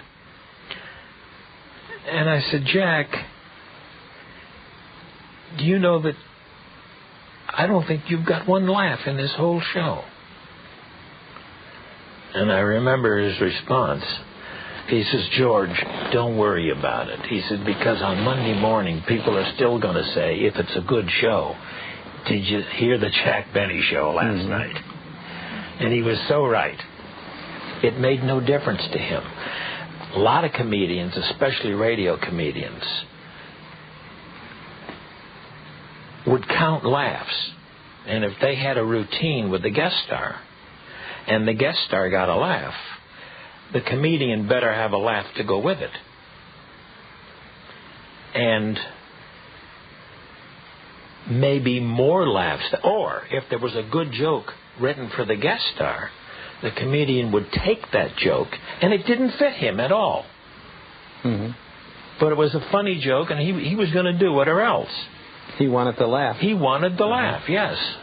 Jack never operated that. He says, I don't care who gets the laughs. It's my show. Well, that, I think, was part of the great success of the Jack Benny program. Right. No question about it. We were doing our show, and we had a scene in it where Rochester was talking to a friend of his about Jack Benny, which we did frequently. Writer Milt Josephsberg. And what happened that week is England devaluated the pound. The pound had been worth, and my figures may be off, like $4.88 in American money. It was devalued to $2.75. And please don't anybody write in and say the figures are such and such. But anyway, the value of the pound was nearly cut in half. Well, John Tackerberry and I were writing a spot where this friend of Rochester's was talking to him. And he says, does Mr. Benny, do you completely understand Mr. Benny, something like that? He says, no. He says, sometimes he puzzles me. Like this week he started paying me in English pounds, which was a funny joke.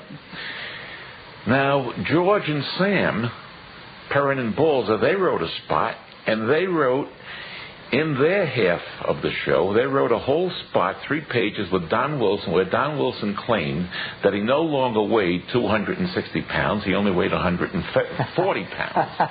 And it was very funny. But Jack read the show over, the completed show, and he said, I would rather do the one joke where Roger says, this week, for some reason, he started paying me in English pounds. Now, there is a rivalry among writers, particularly in those days. But when it comes to sacrificing one line, as against sitting for 2 hours and writing a whole spot for Don Wilson, we immediately began to take Balzer and Perrin aside, saying that's great, it should be. And Jack was adamant. He says, no, it goes this way. And we had to write a whole new spot for Don Wilson. And in retrospect, Jack was right, because the other was just another fat joke. And although we argued, Jack said it's just another fat joke, and we said, well, this is another cheap joke. He says, yes, but it is so clever. Yeah. He says that we won't get another clever one like that. So he did take part in the shows, in the writing of the shows, to that extent. He always said that he couldn't write, but he was the best editor in the business. I can remember, if I may tell a little incident to show you how brash I was, I guess. I shouldn't have been, but I was. And it was about my 5th or 6th week on the show. And I'm just a young kid.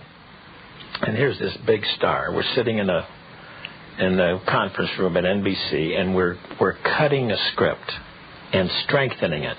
It was on a Saturday for Sunday's show. And we had fixed several places, and then Jack came to a page, and he says, fellas, this joke right here, I think we ought to have something different. And there's silence. Something stronger. Silence. I mean, something that's really solid. Silence.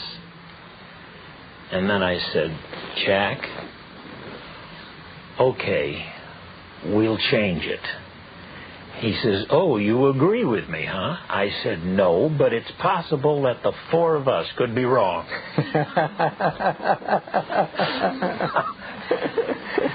I want to tell you, you never saw a man laugh so hard in all your life. He just roared.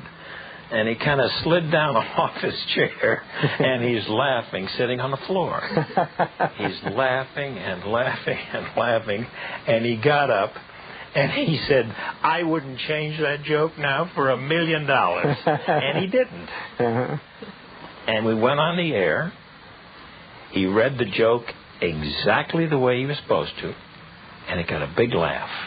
And he looked up at the booth where we were all standing, and you know what he was thinking. You see? But most comedians, and I really believe this is true, most comedians in that kind of a situation would have misread the line just to kill it purposely to make their point. Not Jack.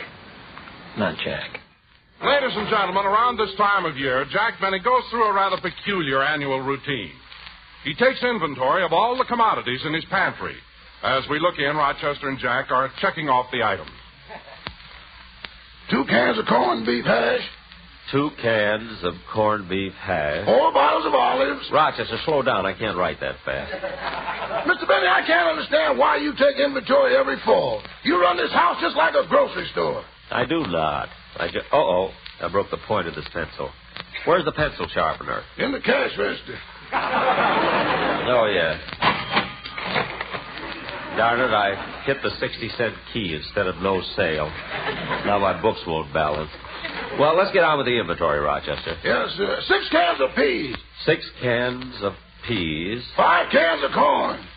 5 cans of corn. 436 cans of pork and beans. 430. Rochester, how come we got so many cans of pork and beans? Don't you remember Mr. Paley threw those in to clinch the deal?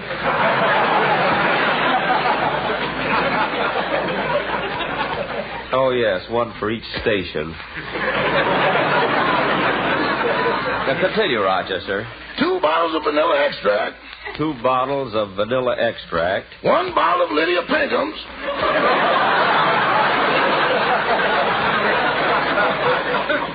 1 bottle of Lydia Pinkham's. 12 slices of white bread. 12 slices of white bread. 7 slices of whole wheat bread. 7 slices of whole wheat bread. Oh, say, boys. What is it, Rochester? When we come to the toothpicks, let's just estimate.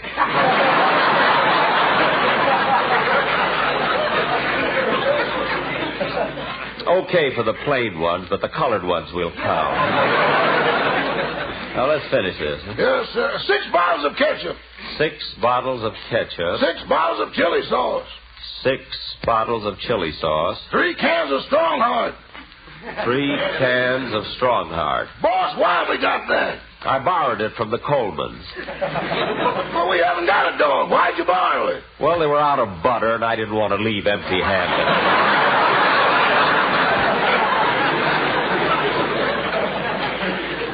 We'll use it someday. Continue. 1 sack of Idaho potatoes. 1 sack of Idaho potatoes. Rochester, answer the door. I'll finish the inventory. Yes, sir. Hello, Rochester. Oh, hello, Miss Livingston. Welcome to Ralph's Supermarket. What? Come right in. Oh, hello, Mary. Hello, Jack. What are you doing up on that stool? Oh, I'll be finished in a minute. I'm just putting some stuff back on the top shelf. Would you please hand me those 2 jars of caviar? Oh, fine. Fish eggs from a frightened mackerel, and he calls it caviar. Mary, I've got a cold. Why do you have to come over here and... Jack, look out, the stool! The cat's are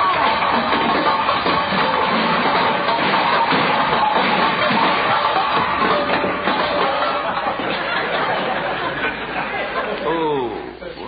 Jack, are you hurt? No, I'm all right. What are you laughing at? With those fish eggs in your ear, you look like you're going upstream to spawn. Upstream to spawn. Man nearly kills himself, and you talk about romance. One thing I must tell you, I once had an idea, and we thought this would run for 6 or 7 weeks. And the idea was that Jack was taking inventory of the stuff in the house, and a 5-gallon or tremendous can of pineapple juice or tomato juice would fall on Jack's head and knock him out. When Rochester brought him to, what would happen was that he was perfectly healthy, excepting for one thing. Instead of being a miser, he was a spendthrift, and he was going to go on a spending spree. And we thought we would run this for several weeks. We had great difficulty in writing it.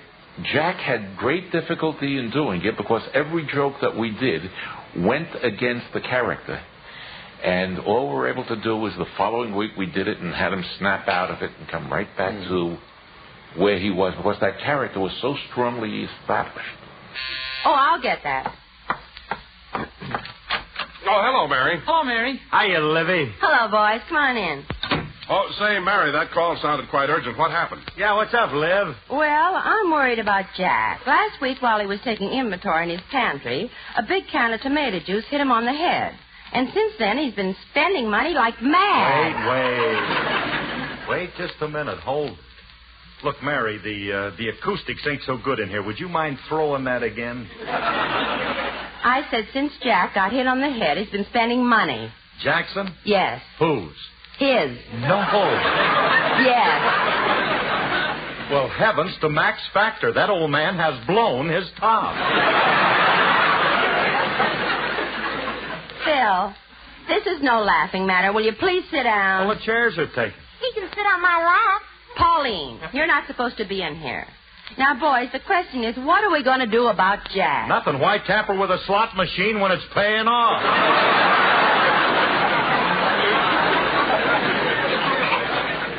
Phil, this is nothing to joke about. I'm really worried. I'm worried, too. I didn't sleep a wink. I walked the streets all night. You did? Yeah, my folks moved and didn't tell me where.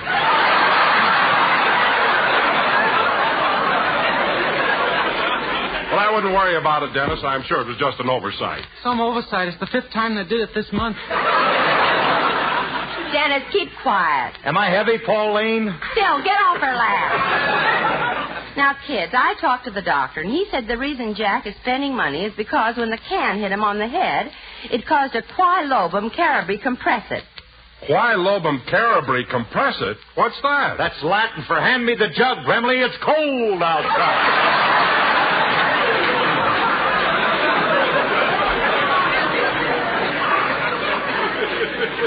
Well, there's no use talking to you, Phil. Well, you can talk to me, Mary. I know how serious it can be. My mother once hit my father over the head, and he was unconscious for 2 days. For 2 days? What'd she hit him with? Me. With you? She kept hitting him and hitting him. Dennis. Oh, boy, could the Dodgers have used her. Dennis, please. Now, come on, kids. I think it's time we got started for Jack's house. Okay, Mary, let's go. Oh,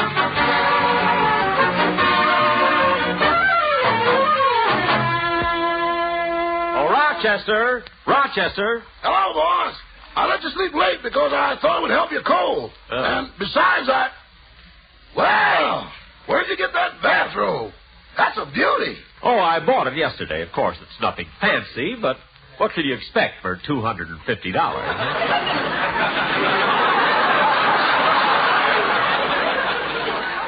$250 for a bathrobe. And Rochester, send my old one to Fred Allen. And you better put a sandwich in each pocket. He's out of work. Well, I think I'll go back to my room and get dressed. I want to do a little shopping before the gang gets here for rehearsal. But, boss, you've been shopping every day this week. Oh, that was just to pick up a few antiques. Antiques? You mean that spin wheel in the living room is only for ornamental purposes? Yes, why? When you came home with it, I ran to the backyard and planted cotton.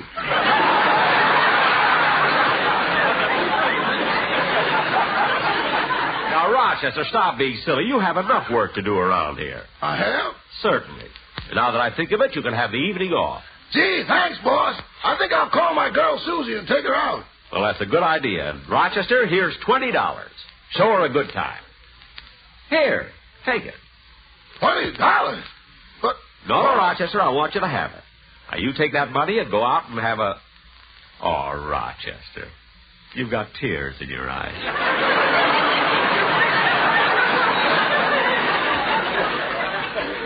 I can't help it, boss. You haven't been so nice to me since I was in bed with pneumonia. Rochester. You felt so sorry for me, you only made me work half days.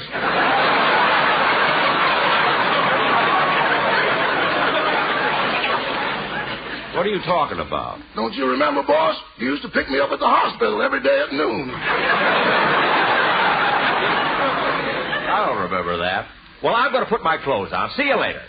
Da-da-dee-da-da, da-dee-da-da, da-da, da-dee-da-da-da.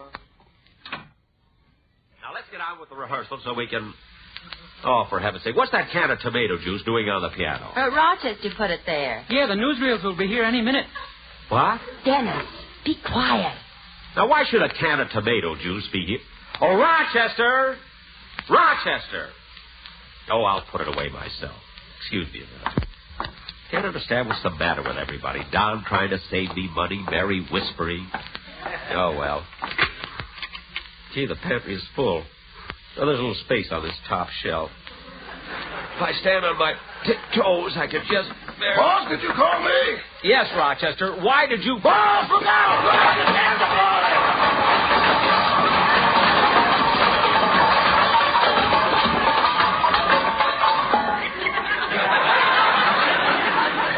Rochester, this is all your fault. Now, there's another one! Ooh. How do you like that? It happened again. Rochester, what's going on in here? Jack, what happened? Jack, are you hurt? Huh? What? What'd you say, Mary? I asked if you were hurt. No, I'm all right. Now, come on, Rochester, let's finish taking this inventory.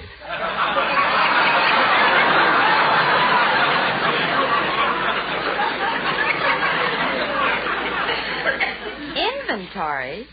Jack, you finished that last week. Yeah, we're here for rehearsal. Rehearsal? I don't know what you're all... Rochester, what are you standing around all dressed up for? I got a date. You said I could have the night off. When did I give you the night off? About an hour ago, you even gave me $20 spending money.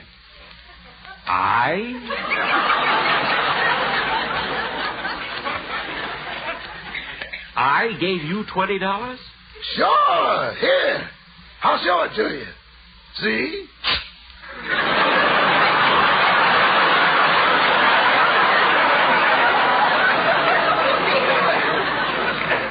I should have never taken it out of my pocket. Don, he's back to his old self. Yeah, hit him again. Harder. Dennis, you keep quiet. Now, look, kids, I don't know what this is all about. But come in. Well, here I am, Mr. Benny. I hope I didn't keep you waiting. Waiting? What do you want, mister? I've come for the $49,000 you owe me on the yacht. What? What did you say? I said I've come for the $49,000 you owe me on the yacht.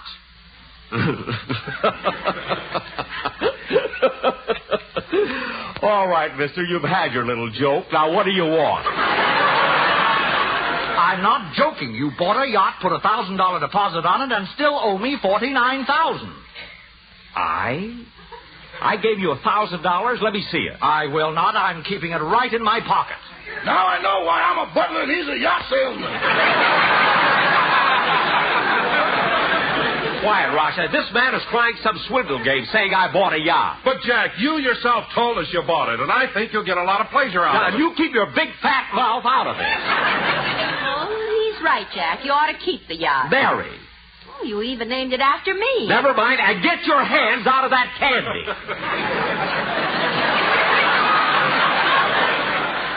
Now, look, mister, if you think you can swindle me... I'm not swindling you. You ordered the yacht. You paid a deposit, and I'll get the rest of that money if I have to sue you. Well, let me tell you something.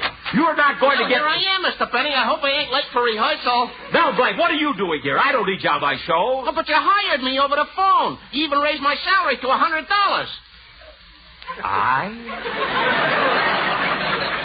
I gave you... What's going on here, anyway?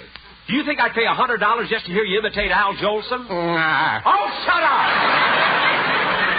Now, how about it, Benny? Am I going to get my $49,000 or do I call my lawyer? I don't care how many lawyers you call. You're not going to get any money out of me. But, Jack, it's only money. It's not as though he's taking your life's blood. Let me be the judge of that.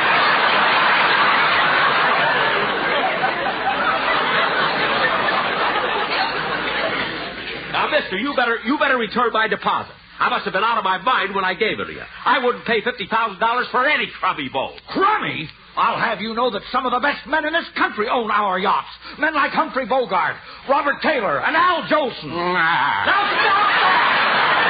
And get out! Out, both of you! Get out, get out, get out!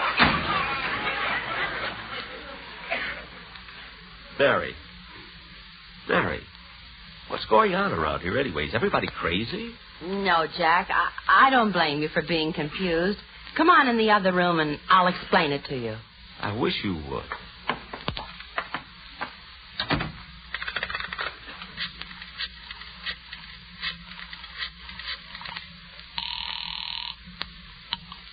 Hello? Hello, Susie. Our date is off tonight. I'm broke. Broke?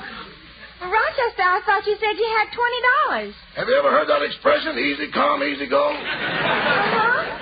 Well, I've just had a personal demonstration. Goodbye.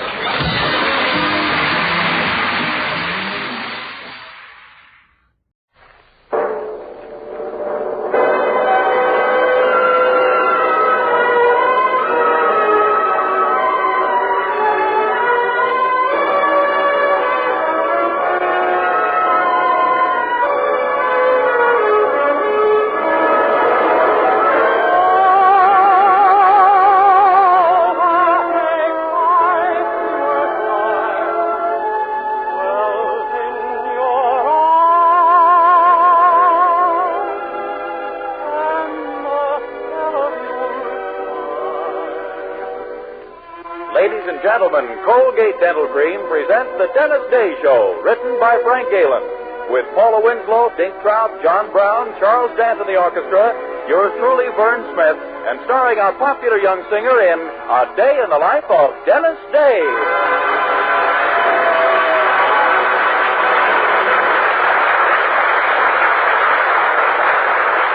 Twice a day and before every date, use Colgate Dental Cream to clean your breath while you clean your teeth.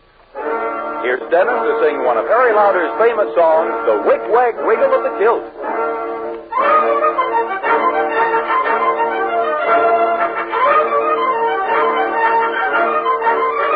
I'll never forget the day I went and joined the 93rd. The chums I used to run with said they thought I looked absurd. They saluted me and gathered round me in a ring. And as they wagged me tar to kilt, they all began to sing. He's a cobra, he's a laddie private up brigade. There's nothing ever soldier like him in the Dutch brigade. Reared among the heather, you can see his Scottish built. By the wig, wiggle, waggle o' the kilt. Oh, I'm telling you, lads and lassies, there's nothing like the swell of the bagpipes and the wiggle of the kilt. Oh, boy. I'll never forget the day we were ordered on review. The king came down to see us and the queen was with him too. As I marched by the royal coach, the king just shook his head. The queen put on a royal spec and looked at me and said, he's a tall, broad, Highland laddie, private Jock brigade. There's not another soldier like him in the Scots brigade. Reared among the heather, you can see he's Scottish built. By the wig, wiggle, waggle, hold the kilt. Oh, dear, you too utterly.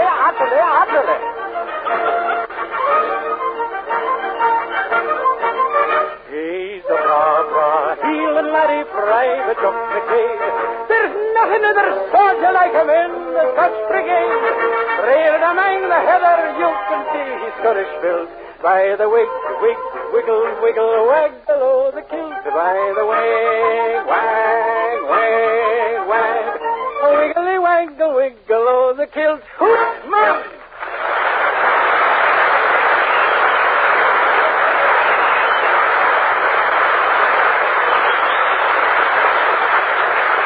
Colgate Dental Cream cleans your breath while it cleans your teeth. No other toothpaste does a better job of cleaning your teeth than Colgate Dental Cream.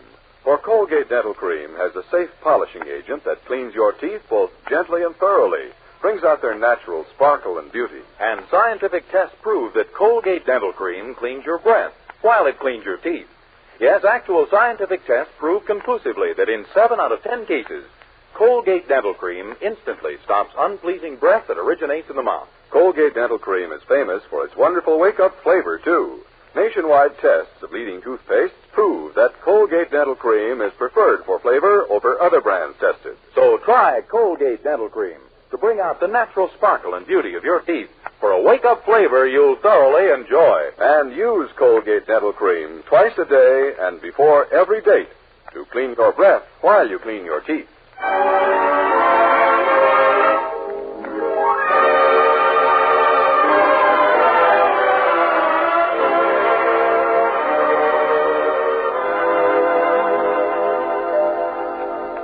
Well, it's the dead of night now as we look in on the little town of Weaverville.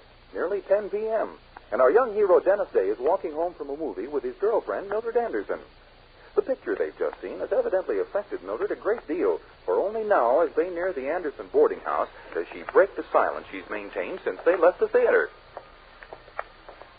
You know something, Dennis? I've been thinking. I know, Mildred. I've been watching you and admiring. Well, it's that picture we just saw, the best years of our lives. Why, that could be the story of us, Dennis. Of your life and mine. It could? Oh, isn't the problem Dana Andrews had the same as yours? Didn't he come home from the war and have to take a job as a soda jerk just like you? Yeah, but he can always earn $3,000 a week on the side as an actor. That isn't what I mean, Dennis. Look at his marriage. His marriage? During the war, he got married in haste to a beautiful blonde with a gorgeous figure. When he came back and found out she wasn't his type mentally, he walked out on her. I know. Lots of things happen in the movies that don't happen in real life. But that's just it, Dennis. Unhappy marriages happen every day in real life. One of us could turn out to be exactly like that beautiful blonde in the picture. Oh, I could never make it. Dennis, I'm trying to get across a point. Oh. After Dana Andrews was married, he fell in love with Frederick March's daughter. The same thing might happen to you. How could it? I don't even know Frederick March's daughter. What I'm trying to say is, you might meet someone you like better than me after it's too late. Oh, never. Well, how do you know? Look, tonight as we sat watching that movie, you held my hand, didn't you? I couldn't help it. Your perfume inflamed me. All right. But have you ever sat in a darkened theater balcony with anyone else? Sure. And did you hold hands then? No. Why not? He was a fella. Dennis, tell me the truth. How many girls have you ever gone out with? You mean altogether, counting you? Yes. 1. There, you see? That's the point I've been trying to make. You can't be sure you're really, truly in love with me because you've never had an opportunity to test your love. But I don't have to test it. I'm sure of it. You can't be until you take out other girls, too. Well, I don't want to take out other girls, too, Mildred. It wouldn't be fair to you. Why not? Well, gee, you've got enough expenses now. Well, it might be worth it to make certain. No, Mildred. Other girls don't interest me in any way. I don't interest them. Are you sure? Have you ever tried to meet another girl? Well, I once dropped my handkerchief in front of one on the street. Well, what happened? She picked it up and blew my nose. I guess I'm just not easy to love. Other girls don't know you like I do, Dennis.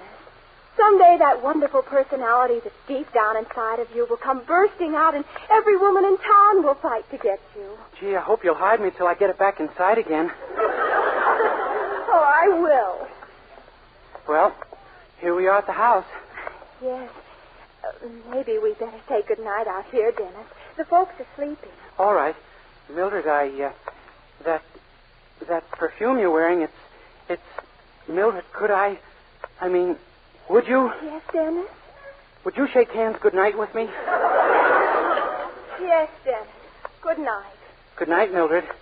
Chum.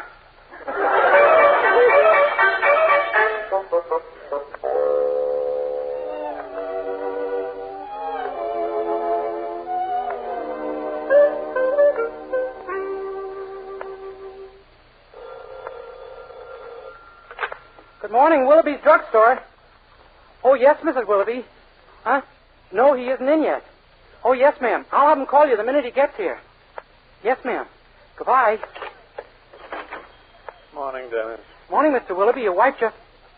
Say, how come you're wearing hip boots and fishing clothes and got those 2 poles on your shoulder? Yes. You going fishing? Good boy.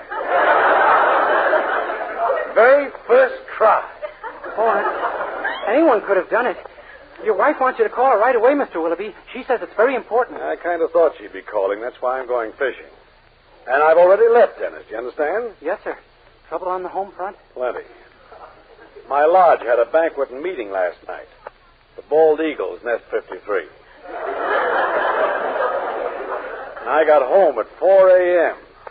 My wife didn't care particularly for the way I walked through our front door. No? No. She thinks I should have opened it first.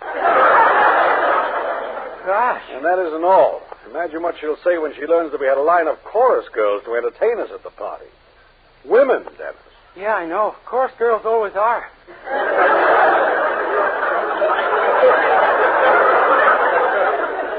You're so right. And if memory serves, I got rather friendly with one of the dear creatures in a perfectly harmless way, of course. Oh, your wife wouldn't mind that. The average woman wants her man to test his love for her. Oh, really? Well, my wife happens to be well below average. I guess I'm luckier than you that way. Undoubtedly. Now, if you'll run to the back of the store and make me up a few liverwurst sandwiches to take along, I'll be on my way. Yes, sir. I'll have them right away for you, Mr. Willoughby. Oh, my head. Why do I do these things? Hello, little bald eagle. Eep! Remember me from last night, little old Dixie with the cute little Trixie? Yes. Yes, indeed. How are you, friend? Friend? That isn't what you called me last night. All right. Snuggle poo. That's better. Remember you told me to look you up sometime? Well, here I am. Oh. Did I say that?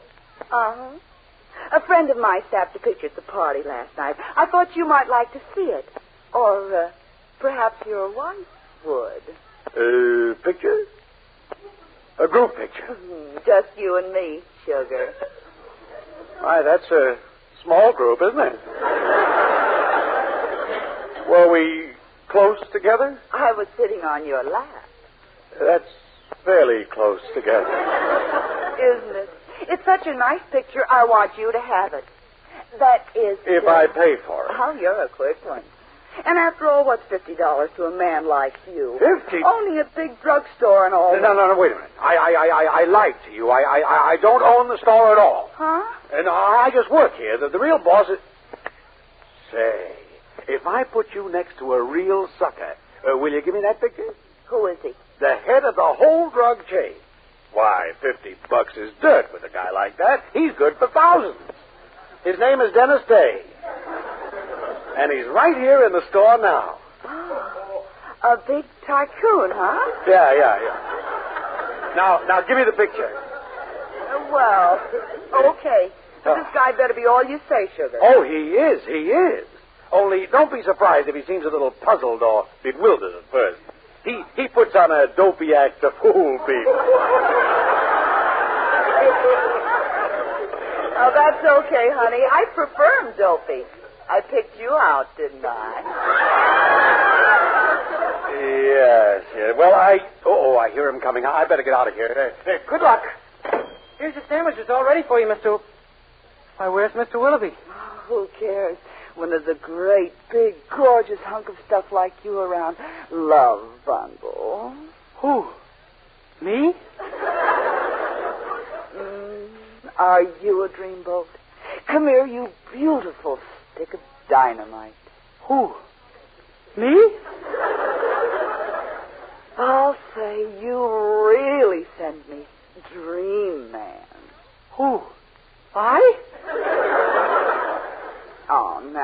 beautiful.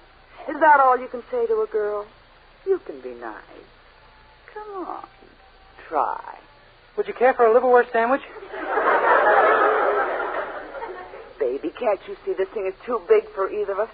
You're not going to fight it, are you? I don't know. Am I mad at it?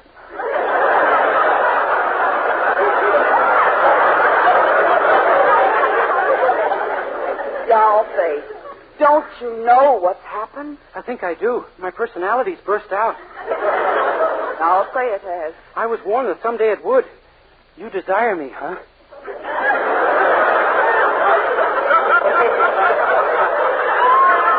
I can't live without you, gorgeous. But I love another. At least I think I do. Say, this may be my chance to find out.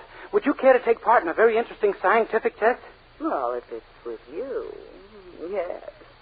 I want you for my own darling for always and always. Be careful. This may be mere infatuation on your part, although I doubt it. No.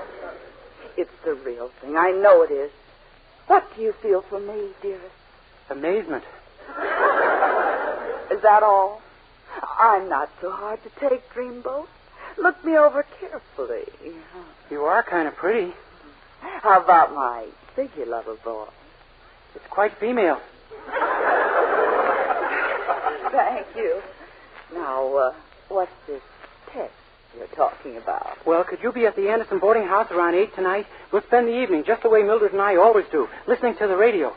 I'll know after that whether I love you or her. Is that all you and this Mildred do when you're home alone? Listening to the radio? Sure. When her folks are out, we can turn on any program we want to. Well, I thought you and I might do something a little more exciting tonight, like playing games. Okay. I'll have the Parcheesi board all set up. Well, it's a date. And now can I use your phone, sweet star? Oh, sure. There's one in the back of the store. Thanks. I'll find it.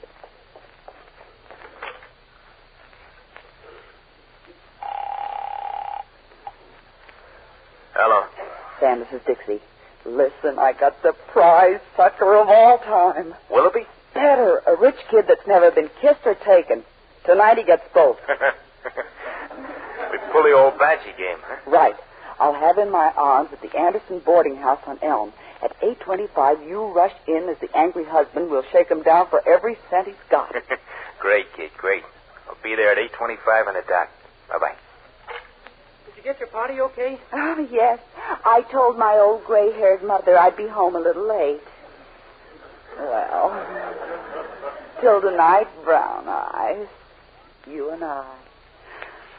All alone. Gee, say, I don't even know your name. It's Dixie, honey. And after tonight, you'll remember it for a long, long time. Good night, you beautiful hunk of... Oh. Gosh, Mildred may be right. These may be the best years of my life. Hello? Yes, Mrs. Willoughby. No, ma'am. He left for the mountains 10 minutes ago. Ma'am? No, he left for the mountains 10 minutes ago to go fishing, and he hasn't come back yet. What? Ooh, what you said. Huh? Oh, in case he calls, you'll be at Mrs. Anderson's house? Okay, Mrs. Willoughby, I'll tell him. Bye, Mrs. Willoughby. Gee, was she mad. I'm going to wash out my ears with soap.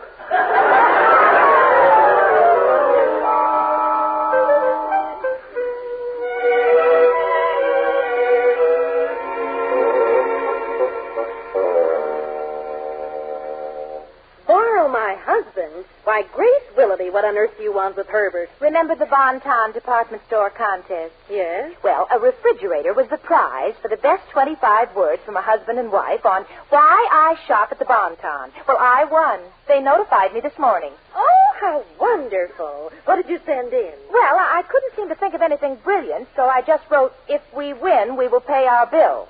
They seem to like it.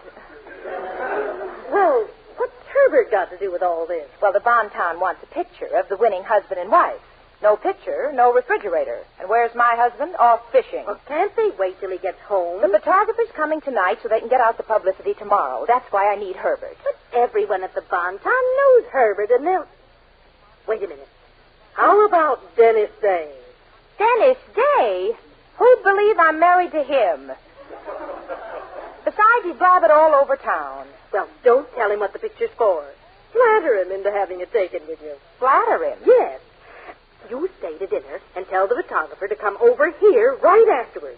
And if he walks in and finds Dennis with his arms around you, he'll believe you two are married.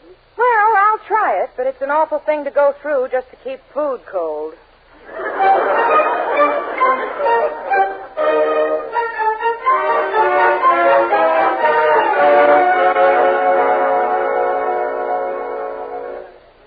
Mr. Anderson, would you say I have a lure? A lure, Dennis? Yes, for one of the opposite sex. For instance, say a woman. Well, you do look rather ravishing in your new Mickey Mouse sweatshirt. Why do you ask? Well, last night Mildred told me other women would go for me, and today in the store one did. And tonight at dinner, Mrs. Willoughby kept staring at me so strangely. Maybe there's something irresistible about the way you chew. I don't think that's it. Oh, no? Well, what then? I'm afraid I'm a femme fatale. I doubt if you're the type, Dennis. However, there you are, Dennis. Herbert, we'll go upstairs. I believe Mrs. Willoughby wants to be alone with Dennis. See, Mr. Anderson, you better stay. You're right, Dennis. I'm staying. Herbert? So long, Dennis. I'm leaving. Come along, Herbert. Lead the way, oh dream eternal. Well, here we are, all alone. I guess you know that I like you a great deal, Dennis. Well, here we go again. Oh, but I do. But you shouldn't, Mrs. Willoughby. You've got to fight it.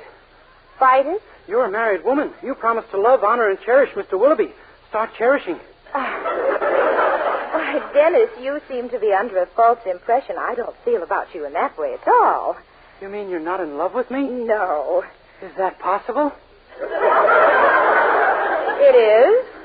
I think of you only as a very dear friend.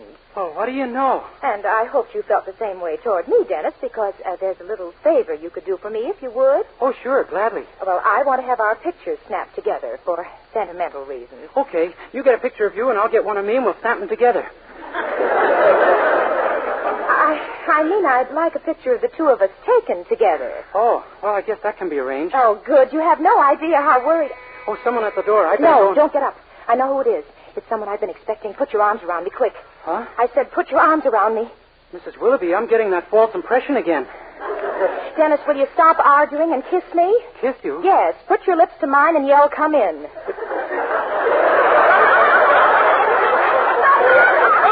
It won't come out very clear. Oh, well, for goodness sakes. All right, I'll answer it. Hello, I'm from the Bonton Department Store. Mrs. Willoughby told me to come to this address and take a picture, that right? Yes. Yes. My husband's in the next room. Will you follow me, please?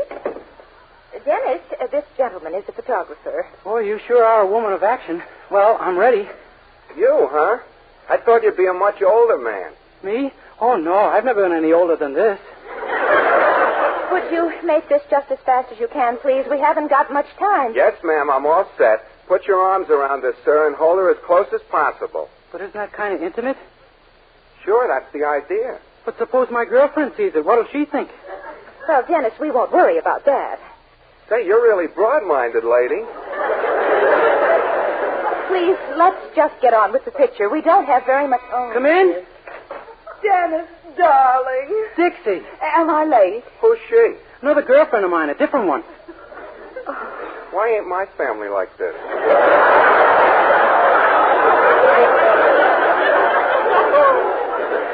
Dream boy, let's get rid of all these characters and listen to that radio. Mm-hmm.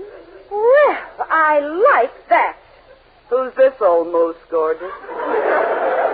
Dixie, please. This old moose happens to be my boss's wife. Well, just take me in your arms, honey, and tell her to beat it. Why, how dare you? I need Dennis, and I want him. He's mine. I saw him first. You did no such thing. I've known him for months. Well, I won't give him up. Gee, I'll never go out in public again without a mask on. Dennis, tell this woman that you're mine. Dennis, tell her you're mine. I belong to all women, everywhere.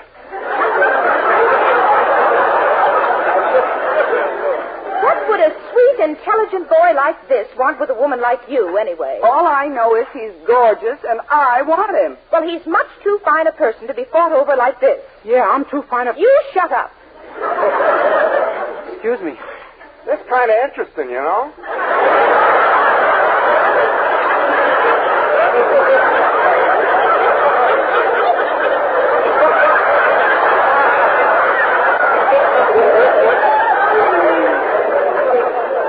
I won't give this boy up, and that's final. Nor will I mean every word of it. What is all this noise I've been hearing? Dennis Day, come here. I'm sorry, Mrs. Anderson, but you'll have to wait your turn. What? Well, I have... Dennis? Mildred. Hey, Bud, you're going to get in trouble. You got a monopoly. What does all this mean, Dennis? Mildred, it isn't my fault, honest. I've inflamed the mad desires of two women, and they can't control themselves. Dennis, you mean you... We should have sold tickets.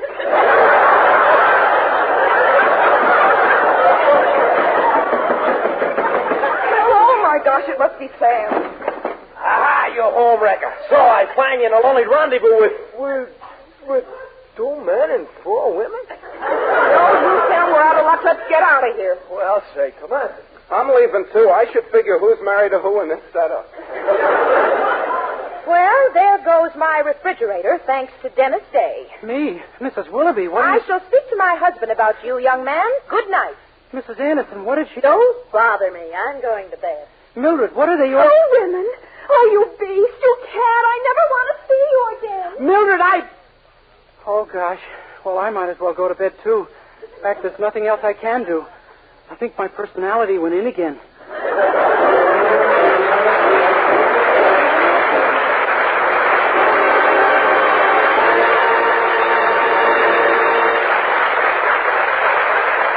Dennis Day will be back in just a moment with a song. But first, here's a fact worth knowing. Colgate Dental Cream cleans your breath while it cleans your teeth. And that's important, as our Colgate players are going to demonstrate for you. Our curtain goes up on a young man who has just had a door slammed in his face and who is now getting similar rough treatment from none other than Dan Cupid. Well, no use hanging around a door that's been slammed in your face, Bud. No use me hanging around either. Oh, wait a sec, Dan. Give me the pitch. Your girl gave you that when she slammed the door in your face, pal. Your language of love, Bud, she said scram. But how come both you and Mary dropped me like a hot potato? Come on, Cupid, give. Okay, Careless, here it is. Your girl's gone, and I'm going. Because you ought to have a serious talk with your dentist. And here's what Bud found out. Scientific tests have proved that in 7 out of 10 cases, Colgate Dental Cream instantly stops unpleasing breath that originates in the mouth. What's more, Colgate Dental Cream's safe polishing agent brings out the natural sparkle of your teeth, cleans them thoroughly and safely. Yes, Colgate Dental Cream cleans your breath while it cleans your teeth. And Colgate Dental Cream is famous for its wonderful wake-up flavor, too. In fact, nationwide tests of leading toothpastes prove that Colgate Dental Cream is preferred for flavor over other brands tested. So, to clean your teeth thoroughly and safely, for a wake-up flavor everyone enjoys, use Colgate Dental Cream. Remember, Colgate Dental Cream cleans your breath while it cleans your teeth.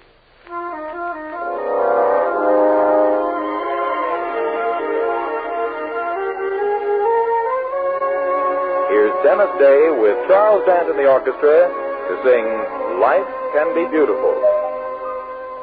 Life can be beautiful. How do I know? Somebody beautiful just told me so. Life can be summertime when it's really so.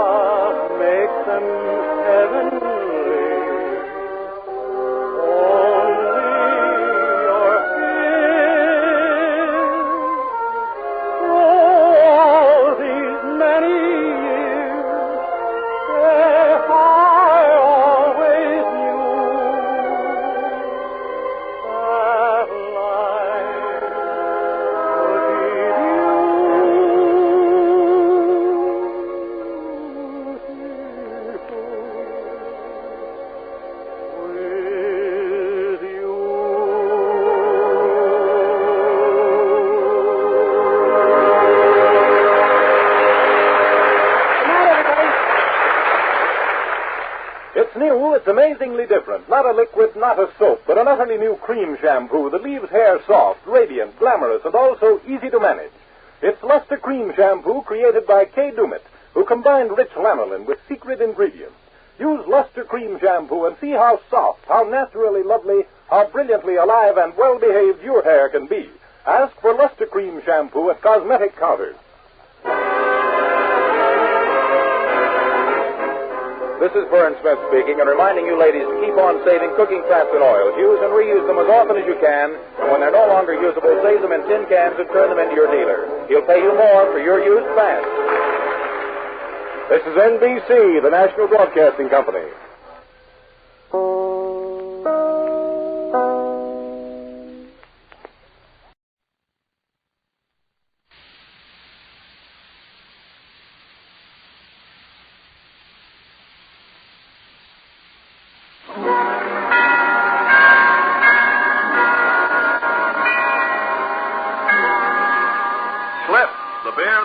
Milwaukee famous presents The Halls of Ivy, starring Mr. and Mrs. Ronald Colman.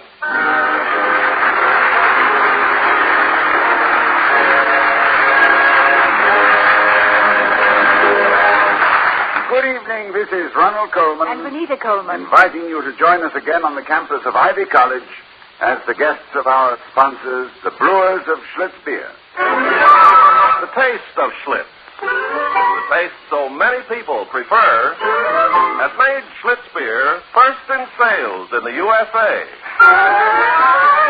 If you like good beer, do as millions of people are doing all over the nation. Ask for Schlitz, the most popular beer in history. And now, the Halls of Ivy.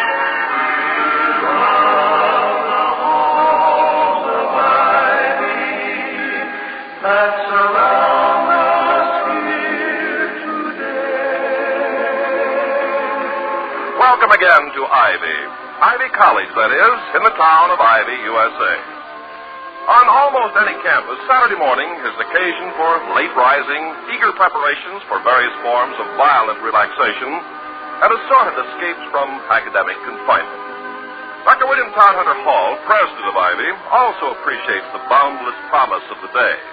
But even more, he appreciates his beautiful wife, Victoria, to whom he's saying, "A fine Victorian hand has been at work this morning, my sweet.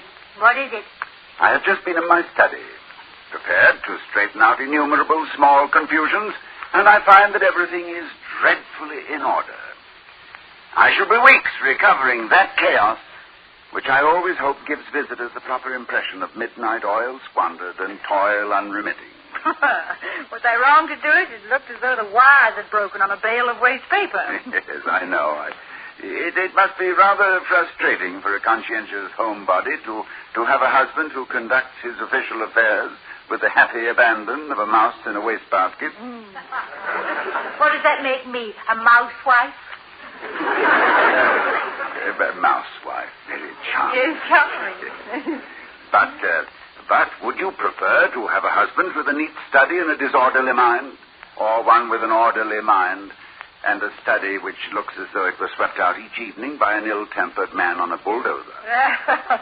I'll settle for the neat fella with the ill-tempered mouse. Now, shall I go back in and nasty up the tidiness? Oh, no, dear, thank you. But, may I ask what brought on this outburst of domestic order? It's Saturday. Oh, it's Saturday. Is that an explanation or just a flat, irrelevant statement? Why, it's very logical. Saturdays I sort the laundry. Oh, of course, yes. Laundry. Mm-hmm. Now, let me see. Mental association. Clean sheets of paper, ergo, clean study. Of course, darling, the logic is inescapable. That's your logic, not mine. Well, what's yours, starting with this is Saturday? Well, very well. Now, this is Saturday. Saturday I sort the laundry.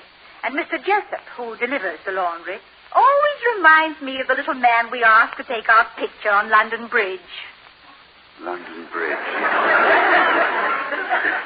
No, please proceed. I am fascinated by your mental processes. Well, it follows quite naturally. I was reminded of that picture, and all of a sudden I wanted to look at it again.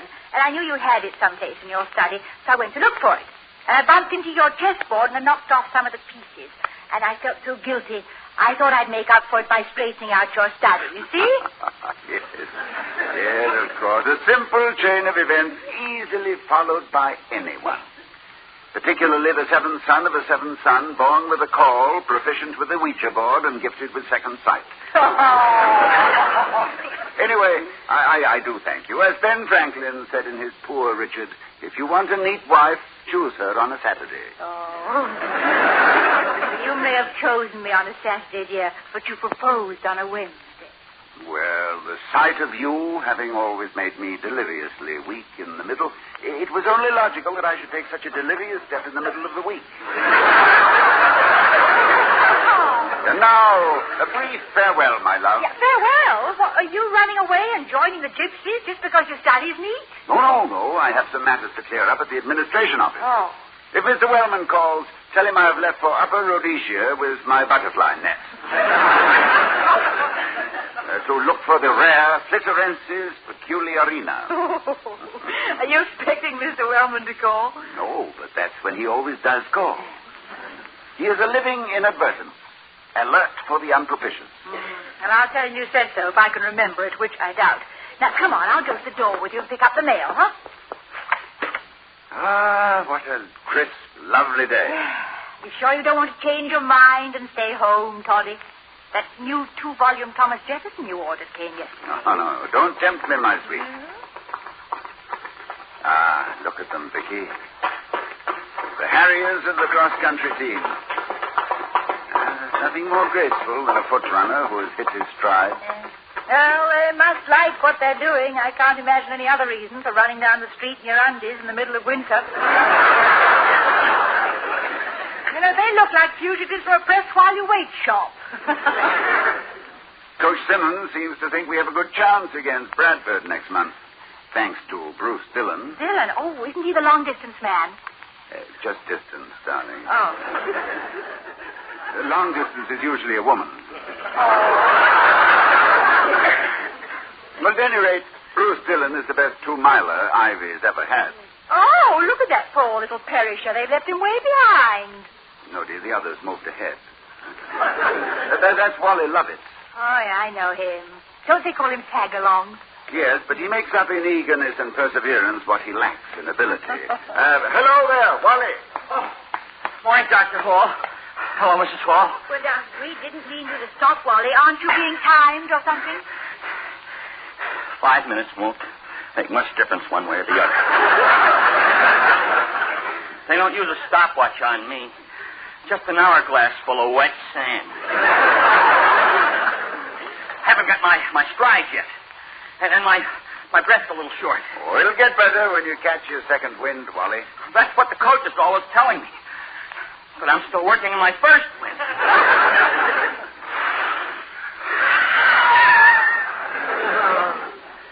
Does that sound right to you? Sounds as though your fan belt's broken. Now, how can you tell when it's your first or second wind? I wouldn't know. I never had a second wind. But they tell when you've forgotten your arms and legs and you don't know you're breathing and you don't feel anything and don't care, then you've got your second wind. Or else you're dead. Sorry, tell me, if running is as painful for you as it sounds, why do you do it? I like it. No further questions? Of course, I'd like it a whole lot better if I could come in someplace before last, just once. Well, if determination and faithful practice have anything to do with it, I'm sure you'll have your reward, Wally. Well, it's a cinch I'm not going to get any better just talking about it. Besides, I guess I've given the other fellows enough of a head start. Joke. And away I go. Bye. Bye. He reminds me of a rag doll. He doesn't run, he just slaps. Is he really going to try and catch up with the other boys? Try, yes, but he won't, and he knows he won't. But that isn't what's most important to him right now. He's still looking for his second wind. And when he's found that, Vicky, he's won his first prize.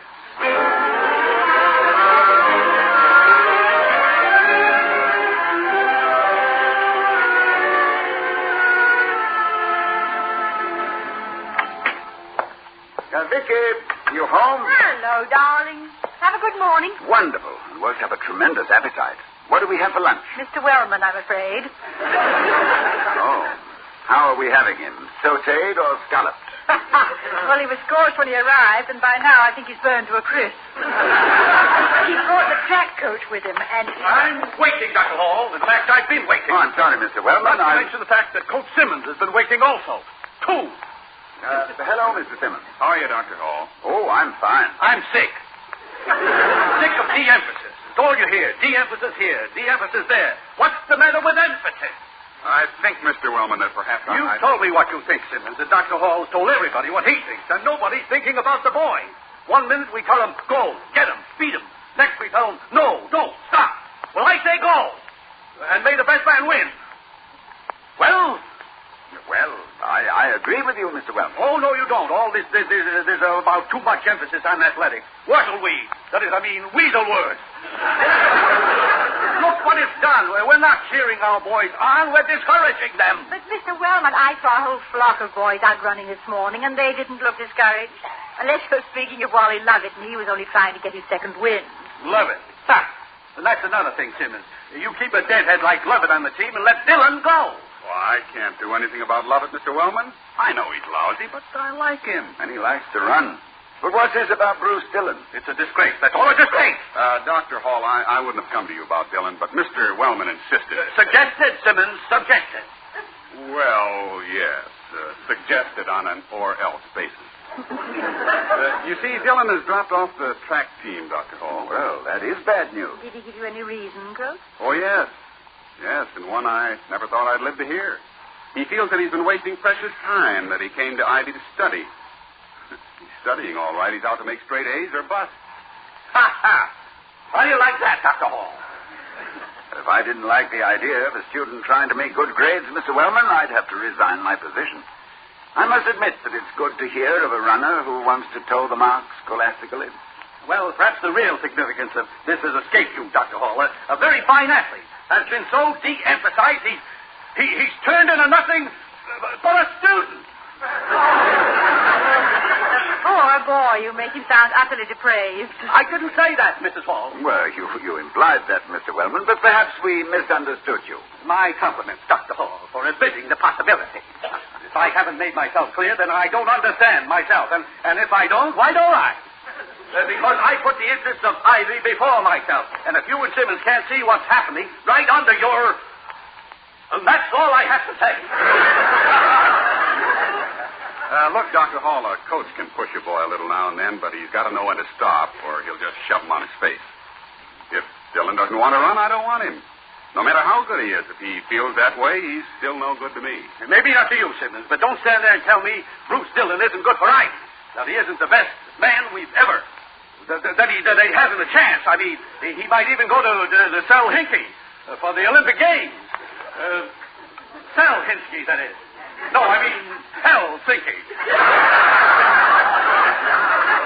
Well, Mr. Wellman, Dillon has made his decision, and I believe that each individual student must determine for himself his reason for being here. This is not a question of de-emphasizing anything. It's simply a matter of placing the emphasis where it properly belongs. Well, I don't belong here, Dr. Hall. Obviously, I'm a minority in this matter, but thank goodness I'm a minority with the majority on my side. Goodbye.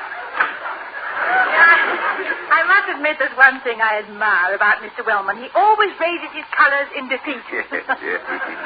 He makes a hasty retreat sound like a rousing victory. Well, I want to thank you, Coach, for your enlightened attitude. Well, Dr. Hall, I want to win, but that's not all I want. Maybe that's why I'm coaching at a small college and loving it. Thank you both for your patience. Bye. Goodbye, Mr. Simmons. Poor Coach Simmons. The first year he gets a really hot prospect, and look what happens. Bruce Dillon comes down with a case of athlete's brain. Well, athlete's brain is a disease unlikely to reach epidemic proportions. Some students are bound to take scholastic honors, and some are bound to earn marks for strength and agility. But it's a rare thing to find the honor-bound and the muscle-bound in the same package.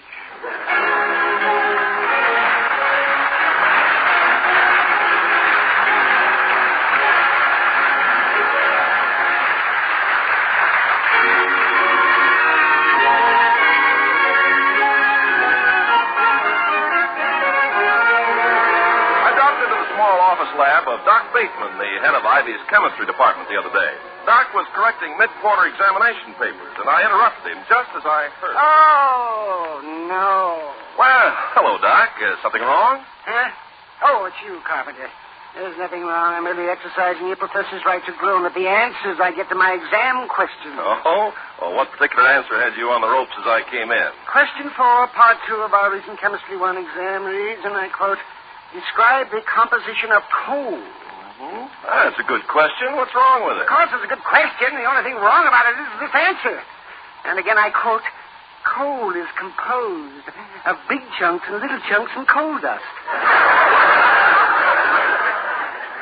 Well, isn't it? Oh, Carpenter, everyone except you and my students know that coal is a carboniferous classification of vegetable matter. Sure. I know, Doc, but who cares? You say who cares to me? Julius Charles Bateman, the head of the Ivy Chemistry? Oh, look, Doc, I'll explain. For example, you take Schlitz beer. Beer lovers know that it's brewed from select barley and hops and yeast and other fine ingredients. But what they really care about is how Schlitz beer tastes. And let me tell you... Just a minute, Carpenter. Let me save you the trouble. Schlitz beer tastes so good, it's the best liked beer in America. That what you were going to tell me? Well, that's right, Doc. How'd you know? Carpenter, I've heard you before. Don't ask me why I listen. I just do. A man has to have some weaknesses. Besides, I like Schlitz beer myself. Good for you, Doc. Yes. Let's take a 10-minute break and take it big. You know where we can find a couple of bottles of Schlitz nearby? Doc, I just might. Let's be on our way right now.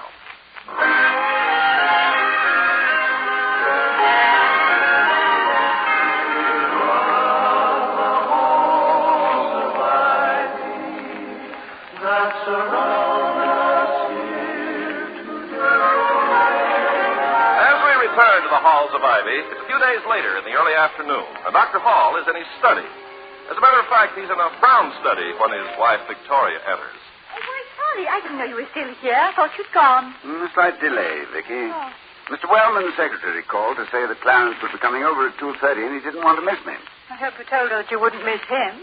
Yes, well, the retort occurred to me, my dear. But insults, when necessary, and they almost never are, should be personally delivered, not through secretaries. Well, with you, dear, bad manners are an effort. What you looking at? No, nothing, just an old scrapbook. Well, let me see. Oh, Charlie, look at you in your underwear. Vicky, that is a tracksuit. Oh. I was somewhat of a dash man, you know. Well, you're still dashing to me, darling. But didn't your knees ever get cold? Well, when one runs the 100-yard dash in approximately 10 seconds flat, one is totally oblivious to the weather. Of course, I use the word approximately loosely.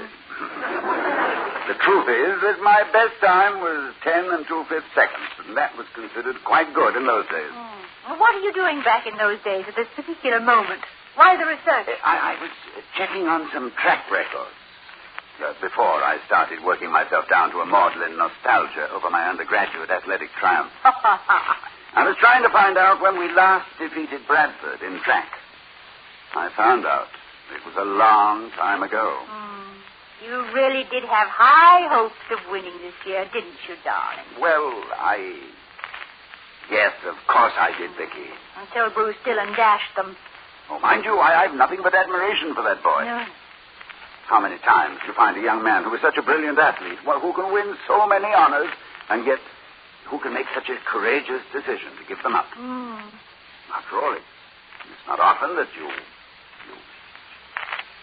I wonder, and mind you, I wouldn't confess this to anyone but you, Vicky. No. But I wonder, was it really necessary for him to take such a drastic step?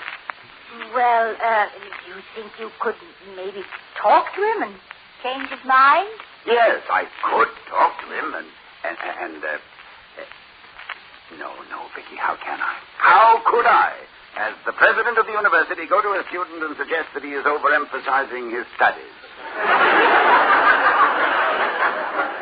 Yeah, I can see where that might confuse him slightly. But why couldn't you suggest that perhaps he might more wisely distribute his time and energies? You mean, say, 2 hours in the library to an hour on the field? Yes, that's not a bad idea, Vicky. I could. No, I couldn't. After all, he's crossed his Rubicon, and I can only commend him for it. Besides, you can be very persuasive, darling, and you wouldn't want to influence him, would you? Oh, no. Nope, the issue's closed. Nothing to do but forget it. No. Of course, this was just a moment of weakness, Vicky, I could only indulge in the privacy of my own home. Yes. Thanks to your understanding. It isn't going to be private any longer. Almost the first, if not the only virtue you notice in Mr. Wellman is that he's always punctual. Dr. Hall is expected in this place. Thank you. Hello, Dr. Hall. Oh, hello, Mr. Wellman. Good afternoon, Mr. Wellman. You sound tired. Aren't you feeling well? Yes, it's not me that's sick. Dr. Hall, I know there are times when I seem to lose control of myself in my eagerness to serve Arthur. Which everybody knows you do with the greatest of energy and vigor, Mr. Wellman. Yes, and sometimes I may raise my voice and become... Well, you can't change human nature. But, Mr. Wellman, you've changed. I hardly recognize you. Thank you, Mrs. Hall. But it's too late. Well, good heavens, what's happened? It was just a matter of a few days before he would have to change his mind, which I never had any doubt of, that he would. Never for 1 minute did I believe that Bruce Dillon would stick to that ridiculous, that insane, that nonsense of his. And has he changed his mind, Mr. Wellman? He's sick, Dr. Hall. Dillon is in the infirmary. Oh, well, that's a shame. Oh, What's the matter with him? He itches day and night. They examine him thoroughly, and they can't find anything. He just itches. Well, Mr. Wellman, I think... It was bound to happen. A nervous breakdown, a fish out of water. A shoemaker should stick to his last, a grind to the millstone. His nose. Mr. Wellman, I think that... You were only thinking about academic standards. Simmons wasn't thinking at all, but I was all the time. I was thinking about the boy. But, Mr. Wellman... What is it, Dr. Hall? Mr. Wellman, you've started me thinking that perhaps your news may turn out to be good news. Good news? Our best crackman in the hospital? You call that good news? Why, Dr. Hall, of all the inhuman, the heartless, the cold-blooded... Well, Dr. Hall, all I can say is that with what you're thinking, I hope you can sleep tonight. Goodbye. Now I recognize him. That was Mr. Wellman. Yes, and he was right. I was thinking about academic standards. It made me realize that now I have to go and speak to Bruce Dillon. Come on, Vicky.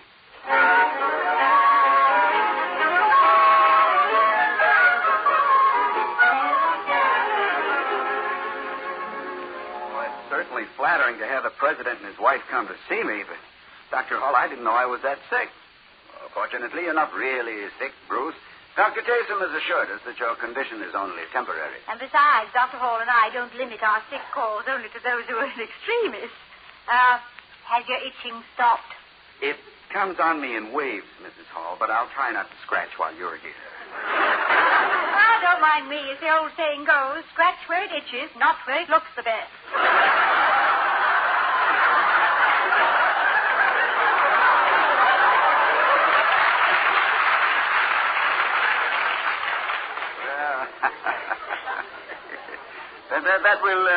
That'll subside, Bruce. Not likely to last the legendary 7 years. But you're just upset, emotionally as well as physically. It takes time for your system to become accommodated to such an abrupt change of pace. I guess I did stop track too quick. Oh, yes, indeed. You might easily have. I suppose I'll have to go back out and get some exercise. Good. Yeah. A half hour now and then in the gym ought to take care of me, don't you think, Dr. Hall? In the gym? Yes. Oh, well, perhaps half an hour running someplace. I mustn't give it up too abruptly. Oh, no. No, if I did that, I'd end up on the track team again, right back with the same old problem. Oh, dear. Yeah. You see, I finally woke up and realized that I've been wasting my time for the past 2 years. I hadn't heard that you were failing any of your courses, Bruce. Oh, I'm getting by, but at the rate I've been going, I won't win any honors. That's why I decided to knuckle down and quit spending so much time on something that doesn't mean anything.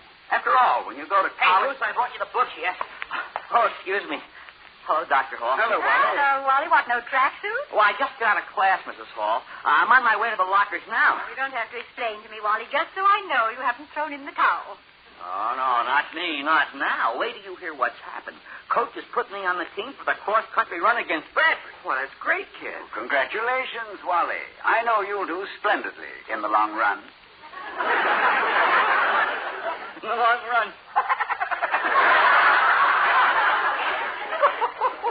Thank you, my boy. Well, you see, Dr. Hall, the coach figured it this way. If I finish at all, it'll count for a point. Now, the fellas put it another way. They say there's always the happy possibility that one of the Bradford guys will drop dead. And there's also the chance that you'd stumble over the body, thereby ruining your own chances. So let's hope that your triumph will be over live runners. Well, I might surprise him if I ever get my stride. It's getting a little monotonous coming in last. I hardly know the rest of the team when I meet him face to face. Well, there's one consolation, Wally. I've noticed that the last man often gets more applause than the winner. That's the story of my life, Dr. Hall. All the other fellas laughed me, and a half hour later, in comes Wally Rearguard, and they give me a big cheer. And all I want is just one teensy little silver cup. Listen, Wally, I've told you what's wrong. You're pressing too hard. Look who's talking. Who's itching? Bruce, you're getting mental, Bang. Your brains need a rub now. Well, I got to get out and practice. I'll see you. Bye, Dr. Hall. Bye. Goodbye, Wally. Oh, you know, Wally's my roommate, but I sure don't understand him. I don't think he's ever going to win anything, but he keeps knocking himself out. And for what? Oh, for the reason that people have been playing games since the beginning of time, Bruce. To take part in something. To try to win, yes, but most importantly, to take part in a contest of some kind. And it doesn't matter whether it's a potato race at a picnic or the Olympic Games. I was fortunate enough to attend the 1932 Olympics in Los Angeles. A little Japanese girl ran in the hurdle race.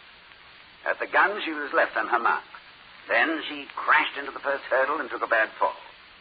She picked herself up, ran and hit the next hurdle and fell on her face again. She hit every hurdle on the course, but she got up again and again, and she finished with tears streaming down her face and down the faces of almost 100,000 people in the stands.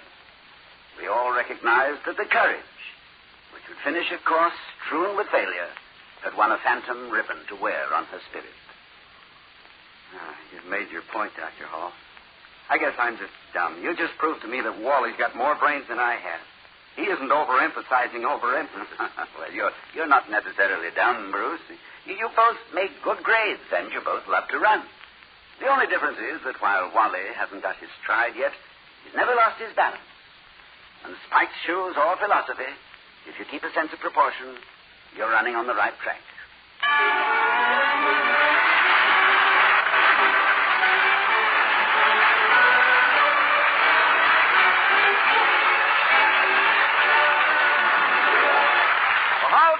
Starring Mr. and Mrs. Ronald Coleman has been presented by Schlitz, the beer that made Milwaukee famous. The taste of Schlitz, the taste so many people prefer, has made Schlitz beer first in sales in the USA. Why don't you two enjoy the most popular beer in history? Next time, every time, ask for Schlitz beer. And now, here again are Mr. and Mrs. Ronald Coleman. Thank you, Ken. Ladies and gentlemen, one of our characters tonight was a boy who ran without any hope of winning. He ran because he liked to run. Most healthy boys do. But last year in America, there were an estimated 28,500 cases of polio. Boys and girls, men and women, who were taken out of the running by this crippling disease. 4 out of 5 of these cases are financed, at least in part, by the National Foundation for Infantile Paralysis, the March of Dimes. But polio is creeping ahead of the available funds. So please make as generous a donation as you can. Yours is the power to line with silver the dark clouds which threaten our children and our neighbors. Thank you. Good night. Good night from all of us. And from our sponsor, the Joseph Schlitz Brewing Company of Milwaukee, Wisconsin, and its thousands of friendly dealers throughout the nation.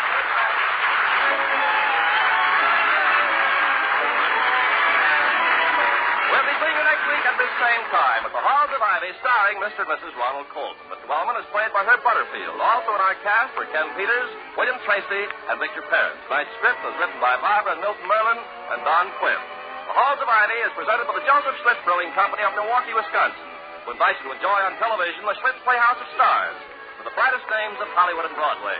See your newspaper for time and channel. Ken Carpenter speaking.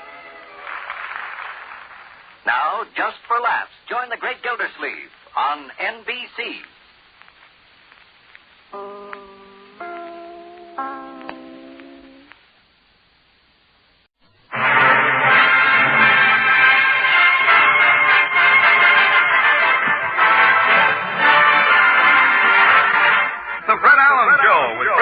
Mr. George Jessel, Portland Hopper, Minerva Pius, Peter Donald, Parker Fenley, the DeMarcos, Al Goodman, his orchestra, and Kenny Delmar.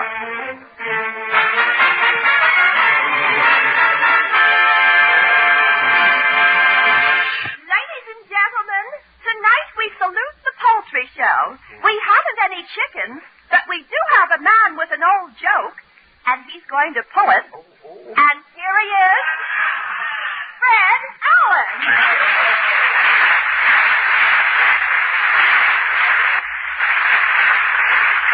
Thank you and good evening, ladies and gentlemen. In Portland, that poultry show introduction, a man with an old joke and he's going to pull it. You know, I thought that was extremely clever in rather a rancid sort of a way. Mama and I were up all night writing poultry introductions. Poultry introductions, really? We had another one. Here is a man. After he tells his first joke, he's a dead duck. You were up all night writing these two feathered faux pas? Yes? You know what faux pas means? It's Southern for forefathers. Southern for forefathers? Faux pas. Faux pas. Some dialect you have and no finish. But forget the whole thing. Forget the whole thing. That poultry gag sounds like a joke you'd find on the floor of the studio after a Milton Berle rehearsal. And if he wouldn't pick it up to tell it, Milton will stoop to anything that I wouldn't. Tell me, did you see the poultry show at Madison Square Garden? It was wonderful. They had hens there so small they can't lay eggs. Really? What do they lay? Aspirin tablets with yolks in them. You've had a new writer working on your part, haven't you? I sense it. Fine. Well, you know, it's confusing over there at Madison Square Garden. One night they have fights, the next night hockey, then basketball and the poultry show. There was a mix-up last week. One night, right in the middle of the poultry show, the CCNY basketball team ran out and made 3 baskets in a hen's nest. Without disturbing the hen, too. It's rather remarkable. They were in there on the wrong night, you see. Well, before this gets too hilarious, Portland. What? I must give my writers the loyalty test again. What's in the news? What's in the news this week? Well, science is seeking the clue to baldness. Baldness? Well, that would be Jack Benny's problem, not mine. Is Jack getting bald? Getting bald? Benny's head looks as though his neck is blowing bubble gum.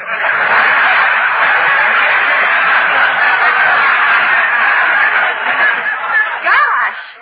What did you say? Gosh.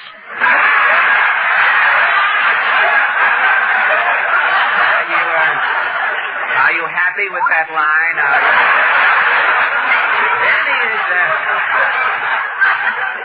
You know, Benny is so bald, he looks as though somebody pulled his face back over the top of his head. And speaking of head reminds me, Portland, I think I shall head for Allen's Alley. What is your question tonight? Well, recently down in Washington, the Director of Science Service listed the 10 most important advances in science made during 1947.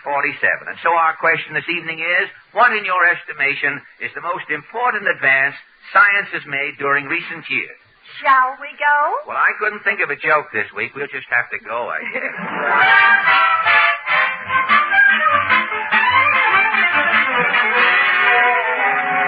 Well, here we are back in Allen's Alley, Portland. Say, I guess the Senate is in all right. His pet possum, Stanley, just looked out the parlor window there. Well, let's knock.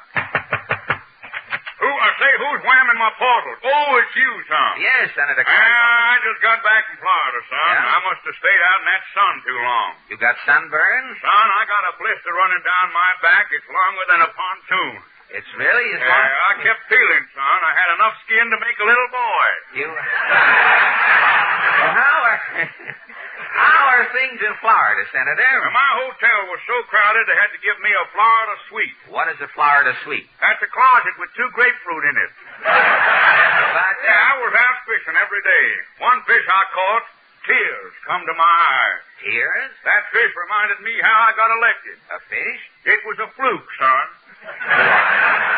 Fish not too well known in these parts. Well, what were you doing in Florida? What were you doing in Florida, Senator? I was down there resting with little old Harry. Did the president enjoy his stay down there in Florida? Harry was busy every minute, relaxing. One day, Harry went over to Key West and played the piano. At Key West? It was the first time anybody knowed what key he was playing in. Tell me, Senator, what do you think is the most important advance science has made during recent years? Well, science's outstanding achievement was making that big magnet up there at Columbia University. Well, why is the magnet so important, Senator? Owning a magnet that size, son. Yes? This country can point it at Russia. And with the biggest magnet in the world? We can raise that iron curtain. So long, son. So long, Eddie.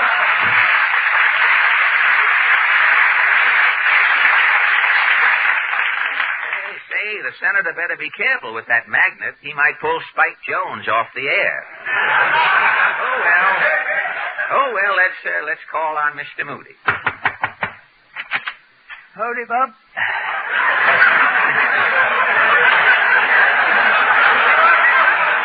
Tell me, Mr. Moody, what do you think is the most important advance science has made in recent years? Science better stop advancing before it ruins the human race. Well, how do you mean? Why, people was better off when they had less gadgets and done more sweating. Well, have you had any experience with scientific advancement on your farm? I'm about ready to blow my fritter. You're about to blow your fritter, eh? Well, what happened? Why, a fellow come around and sold me a self-operating shortwave plow. Uh-huh. First time I tried the plow, something went wrong. Yeah? All I heard was zip. Plow started off. I ain't seen it since. You don't know what became of the plow? No. All I know is that from here clear to Syracuse, there's a rut that belongs to me. Well, you can't hold that against science. Did I ever tell you about that rain-making episode? No, I don't think so. What was that? Last fall, we had a drought. Uh-huh. Ground was so dry that worms was crying on themselves to get wet enough to turn over. Things were dry, hey? I'm in the front yard, spitting in all directions to lay the dust. Yeah?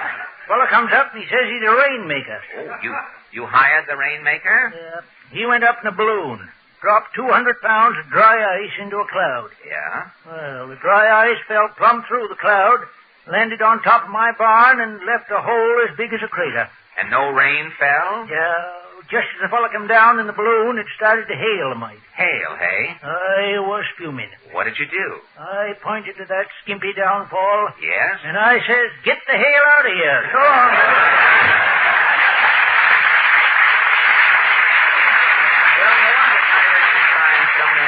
Well, let's try this next door. Howdy, Chirpy.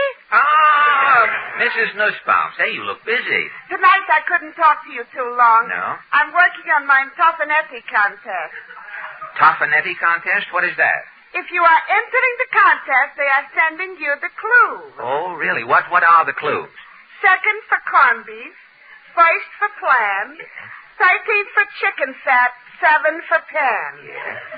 Bring me a poached egg, chopped onions, and heat. Fry me and try me. I'm ready to eat. Those are the clues, eh? You are in the contest? If you are guessing the clues, it is me. Second for corned beef, bring me a post of... I give up. Who are you? Miss Hesh. Yeah, I will send you the locomotive in the morning. But tell me, Mrs. Nussbaum, important strides do you think science has made? To me, outstanding is electricity. Electricity? Today in my house, everything I'm doing by electricity. Uh-huh. Making coffee, I'm plugging in the percolator. Naturally. Cooking dinner, I'm snapping on the stove. Yes. Washing, I'm turning on the bending. Uh-huh. Sweeping, I'm attaching the vacuum cleaner. Yes. All day long, I'm plugging in, snapping, turning on electricity. Well, handling all this electricity, don't you ever get a shock? Only once a month. Once a month you get a shock? When I'm getting the electric bill, thank you.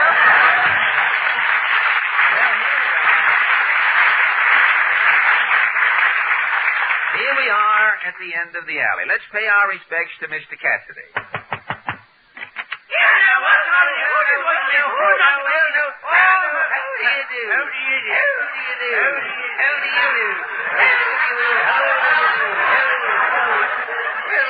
Well, Mr. Cassidy, what about science? Me boy, science had dropped dead. Why? Well, last week, because of that scientific invention, television, I had, shall we say, a cataclysmic encounter. On account of television, what happened? Well, the night of the Joe Louis fight, I was standing in Kerrigan's, conserving grain as the president ordered.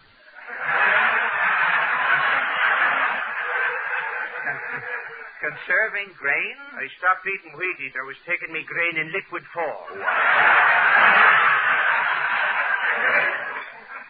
So the fight started on the television. Yeah. Well, halfway through the first round, the man next to me, Hambone Hennessy, he says, look, the television's broken. Yeah. How is it broken, says I. Joe Louis is on the floor, says he. Joe Louis is champion of the world, says he. Sure, if the television set was working properly, his opponent would be on the floor. Oh, I see. The television set is in good order, says I. Tis Joe Louis that's not working properly. Well, with that, Hambone Hennessy hit me on top of the head. Yeah. It drove me head so far down me spine, I had to open me vest to look out at him. Well, I started running me arm in and out of Hambone's mouth till he thought he was swallowing a plunger. Hey, this was some fracas. Oh, the fighting got so good. Joe Louis and Jersey Joe stopped their fight on the television and started watching Hambone and me. It must have been exciting. Well, now, just as I was taking off Hambone's nose to put in me pocket, to keep his ears company. Yes. The doors busted open. It's the constabulary. The constabulary? Well, Hambone and me was hustled into a limousine with a gong on the front of it. Well, hey, Jack, you can't blame television. Yeah. For doing what Joe Louis got $70,000 for doing on the television. You? I got 30 days. Good night, you.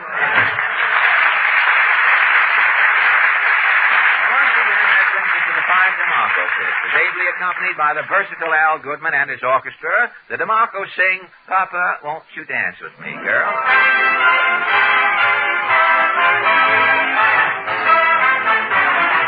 Papa, won't you dance with me? Oh, dance with me. Please dance with me. Papa, take a chance with me and dance with me tonight. When you whirl me round and round, we'll go right off the ground. We'll go around and round, we'll go. And when we listen to the trombone sliding high, we'll both be gliding high up to the sky. I love the polka. Papa, won't you dance with me? Oh, dance with me, please dance with me. When you hold me tight. Oh, Papa, won't you dance with me? Won't you dance with me tonight? Pop, pop, pop, pop, pop, pop, pop. Hey, Pop, come on and dance with me. With me. Papa, won't you dance with me? When you hold me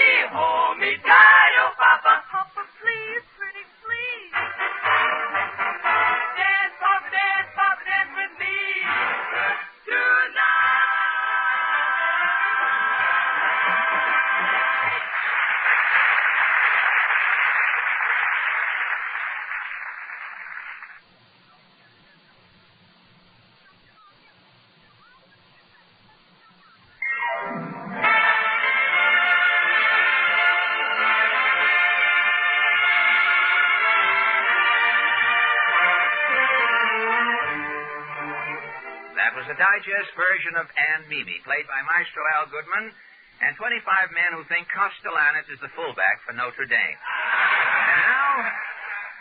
And now, ladies, yes, Portland. This telegram just came. It's open. The telegram's open. The messenger boy said he had chapped lips. You want to go down to the censor and clear your throat while we... The messenger boy said he had chapped lips and he couldn't lick the envelope. Oh, that Western Union. You'd think if one messenger boy had chapped lips, they'd send another boy along who could drool. What does the telegram say? Business while it's open. This will confirm... This would have been a good place for you to cough in here. The telegram says this will confirm your New Year's Eve reservations at the Carnival, signed the management. The Carnival? Oh, the Carnival, that big nightclub on 8th Avenue. You know, I am president of the Jack Eigen Fan Club. We're having our New Year's party there. I thought your Jack Eigen Fan Club always spent New Year's Eve at Hamburger Heaven. No. Last year, when Frank Gould was president, we went over to a little club on 52nd Street, the Open Manhole. The Open Manhole? They have no cover there. It's just a small place. The ceiling is so low, when they serve frog's legs, the legs are kneeling down. How did you happen to get reservations at the Carnival? Well, it's a long story, Portland. Last Thursday afternoon, I was walking down 8th Avenue. I was just passing 51st Street when I heard a voice say, "Well, Fred Allen." "Georgie Jessel."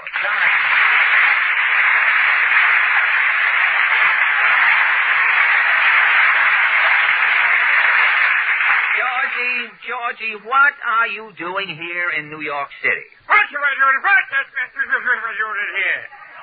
What am I? You must be living in a tree. You know what I'm doing here. Look at that sign up there on the marquee. The marquee, the Carnival proudly presents Georgie Jessel in the greatest show on earth. Well, confidentially, Fred, it isn't the greatest show on earth. But that sign. Well, my cousin Milford is a sign painter, you know. I told him the show was so-so. Suddenly a sign comes out, the greatest show on earth. What am I going to do? Get a lawyer? Milford is also a lawyer. I'd have to give him the case. You see what I mean?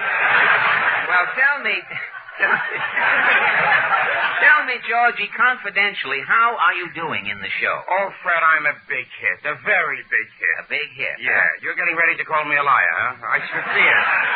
Well, it so happens that I have the newspaper clippings right here with me, right in my pocket. Say, they're a little dirty looking, aren't they? Yeah, well, I've been carrying them around 2 weeks, you know. I'll have them dry cleaned a little later. But listen to what the newspapers say. Here's the Hoboken Herald. Jessel is a cyclone of lead. Here's the Jeweller's Gazette. Jessel is a diamond in the rough. Look at here. This Sandhog Journal, what it says. Look at here. Jessel is dynamite. Here's the New York Times. There, who reads the Times? Georgie, I just saw your latest picture, Nightmare Alley. I thought you were still out in Hollywood producing for 20th Century Fox. I am. I'm still working for Mr. Zanuck, Fred, and I have to be back there on January the 5th. Well, can't Mr. Zanuck do without you? There is a rumor that he can, but I don't want him to find out. Well, Georgie, I just happen to think my club is giving a party New Year's Eve. Well, Fred, give your party at the Carnival. A great show. You'll have the time of your life on only $2 a plate. $2 a plate? Well, if you want food on the plate, it's a little more. Well... Take my advice, though, Fred. You have the $20 avocado dinner. With that comes the best of everything. Goldfinger bowls and mahogany toothpicks. It's delicious, really. Well, what do I get for $20? Well, now, first before dinner, you get your own personal horn to blow at midnight. I have a sample horn here to show you. Oh, that's a beauty, isn't it? I should say it is. The mouthpiece is genuine plastic, you know. Uh-huh. It comes only with the $20 dinner. Now, get the tone on this horn. Well, it does have a certain gusto, Georgie. But for $20, look, if I'm blowing... Please, unless you're insured, don't take the $2 dinner at the Carnival. You mean there's no horn? Nah, for $2 you get this.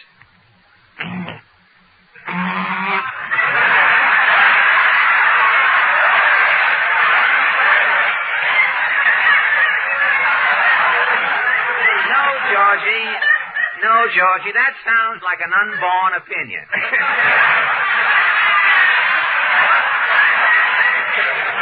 fine. We should know. Well, anyway, look, with the $20 dinner, you should see the paper hat that you get. It's a red cellophane Hamburg with a lining and the initials F.A. in it, your initials. Well, with the $2 dinner, what sort of a paper hat do you get? An old copy of the Hobo News. Nothing at all. Folded up, it looks like a wet beret. You wouldn't want it. Well, look, Georgie. Fred, the confetti that you get with the $20 dinner... What kind of confetti? Chopped up $5 bills.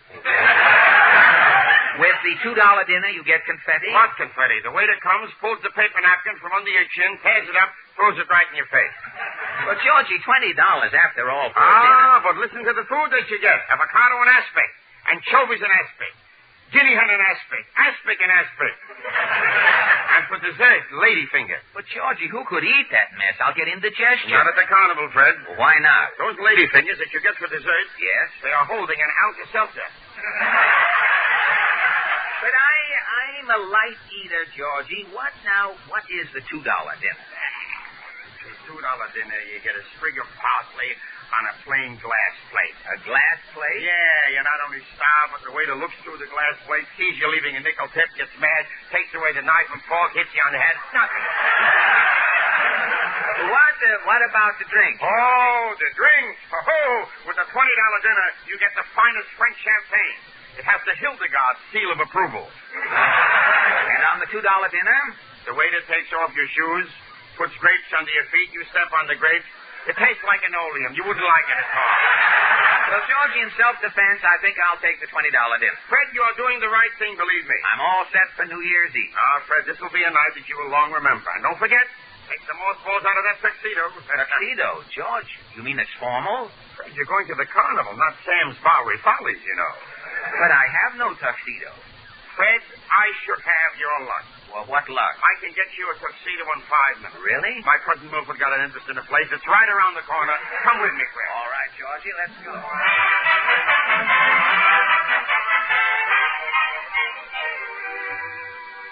Well, here we are, Fred. Sam's Suit Salon. Georgie, this is a pineapple juice stand. Yeah, but in the back is a tailor shop, you see?